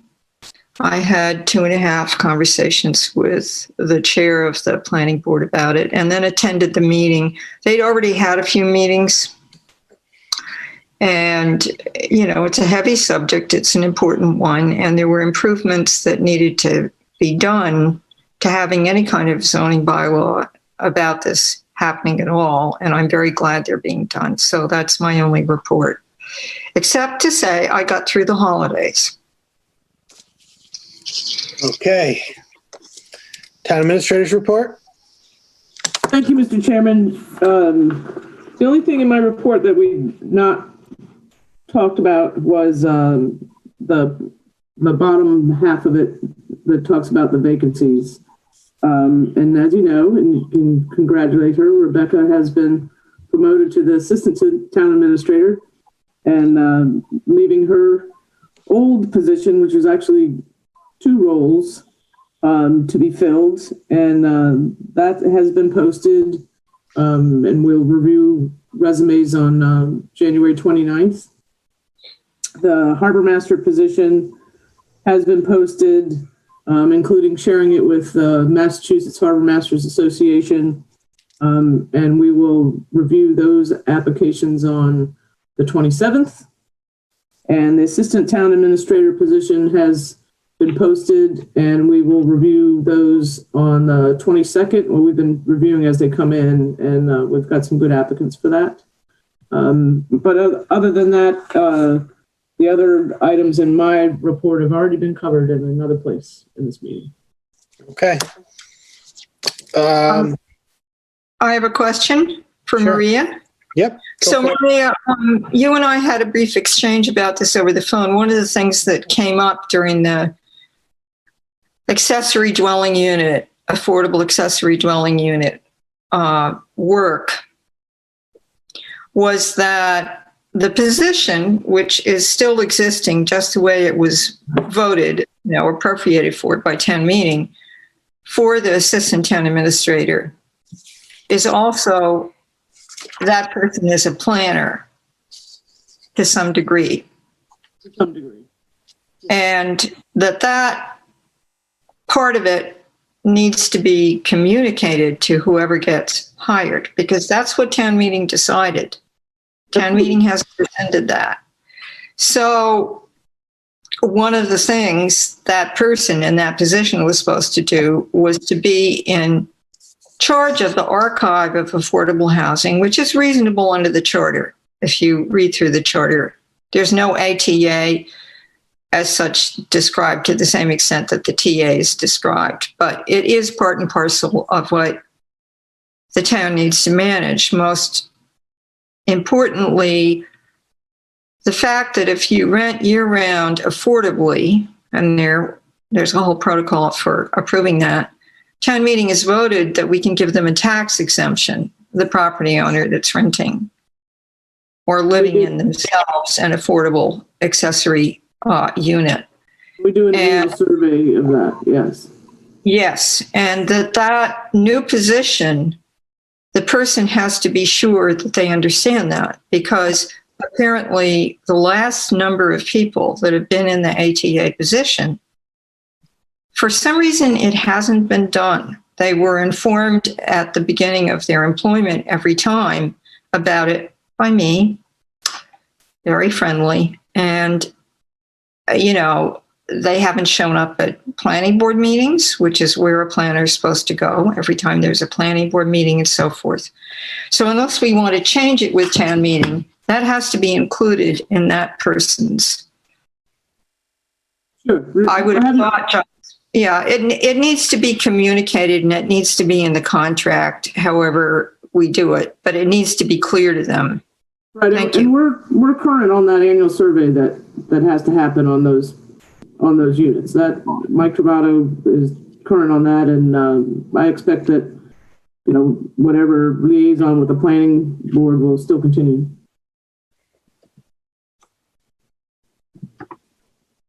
Thank you. Thank you. Ryan? I have a question. So you had a meeting about the status of the bike trail projects with Massachusetts. I did, and that meeting was to discuss setting up the meeting for you. So I'm going to look to get that scheduled.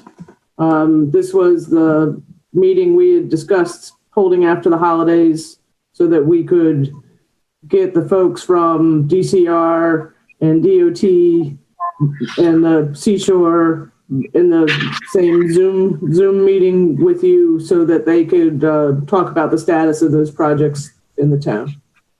Okay, thank you. We'll be looking to schedule that for you. Perfect. Justina? Yeah, I was really happy to see Rebecca promoted, and I know a little bit about how great she is from Jim Hood and the people on the Water Commission, and I think she's going to do great. I did want to know. I promise not to mess anything else up, or at least work hard at it. Well, what? Rebecca has had a bigger week than anybody really realizes, and being able to work through the things she's been working through and dig in and get her first agenda out. Well done. Thank you. I appreciate it. Oh yeah, no, you've done a standout job at with the Water Commission, all the other hats you wore over there. But I did want to confirm where the job was posted, correct? Because I think it's important. I'm bringing it up more as a general principle, so we don't need to belabor the point and go over the details. But I think that the process of filling internal hires, I think that in general, it's important to post and solicit resumes and go through that procedure as a general rule. so that we know when we promote from within, we've done our due diligence that we do have the absolute best candidate. And I know we've been hit with 50 million vacancies at once, so I'm not going to belabor the point with the big mallet here. But there's certainly conditions under the collective bargaining unit for internal posting, and I contacted their shop steward to make sure that we're following that as well. Yeah, I just thought I'd mention that because there have been times when it's expedient to hire from within, but then it can get us in a pickle occasionally. So, and Rebecca, again, congratulations. And it seems like it's going to be a good fit. I can already see the chemistry is good. Thank you. We kind of lucked out that we have you there on the second floor of Town Hall to step into the position. Well, I appreciate it. And I will get better, I promise. Stop it. She decorates the place. Yeah. I do, and I love it. So, hey, Wellfleet's my second home now. I bet it is. Okay. I guess that's it, right? No, topics. Oh, yeah. I think for some reason we got to vacancy report for some reason before that. Yeah. Topics for future discussion. So after listening to this meeting and everything else going on, COVID has really messed things up. But, we used to have these wonderful town department heads would come. They were open meetings. They were work meetings. And we all got together and discussed what needed to be done, whether it's dredging or housing. And we'd also have housing summits. And I think we've got to start doing it, even if it's on Zoom, because I don't see Zoom meetings ending soon. So I would like, maybe I can discuss it or with Mike and Maria or anybody, but we really have to start having these group meetings again. And I've had a discussion. I was on a sort of a meet and greet meeting with the, I'm not sure if I'm going to say the name right, the Democratic Town Committee. And, they talked about some community forums that used to happen. And, as much as, it's odd, to do things through Zoom, I'd like to, I thrive on that feedback too. So, it would be useful for me as well to hear from people and how they think we're doing, and, for you to know what they are saying is important to them. Yeah. So it's an open chat, Okay, well, I'll talk to you and we'll see what we can come up with and how we can organize it. Yeah. Well, there's the community forums, and then there's also these working meetings. We can just have some working meetings. That's, yeah. Start with that. Do both. Be good. Okay. Anyone else here? Discussions? Yeah, well, the things I had, Mike, is it okay? Yep. Yeah, good. I was concerned about us getting together before too much time had passed on the bike issue, the roundtable meeting. And Maria is taking care of that. So,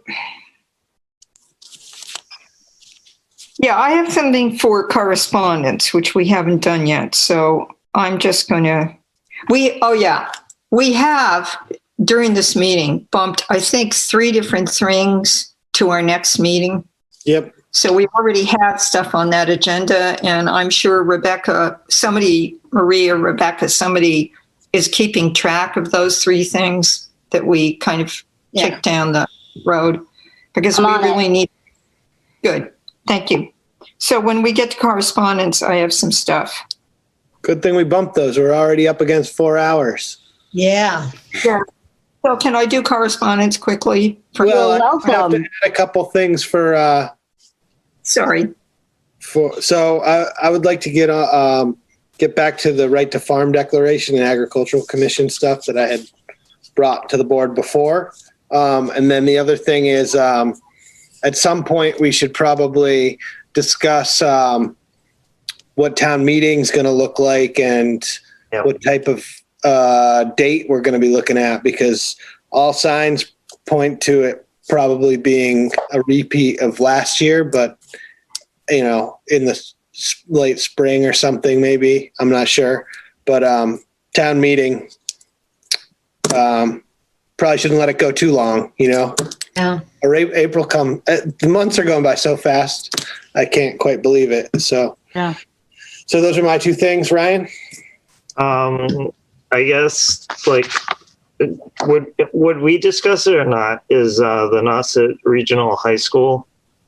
Yeah, that's under correspondence. I think that's what Helen wants to do, but Yeah, I mean, they come before us, so. but they're planning to do a district-wide vote rather than go before town meeting.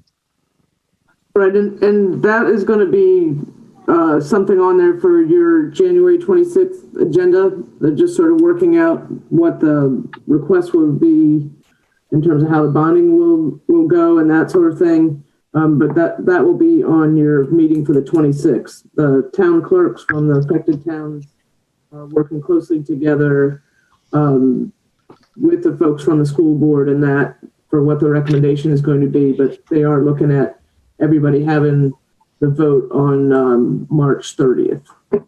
But because it's because what gets voted on has to come through you, we're looking at bringing it to you on your January 26th agenda.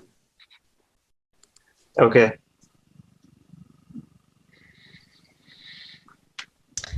Okay.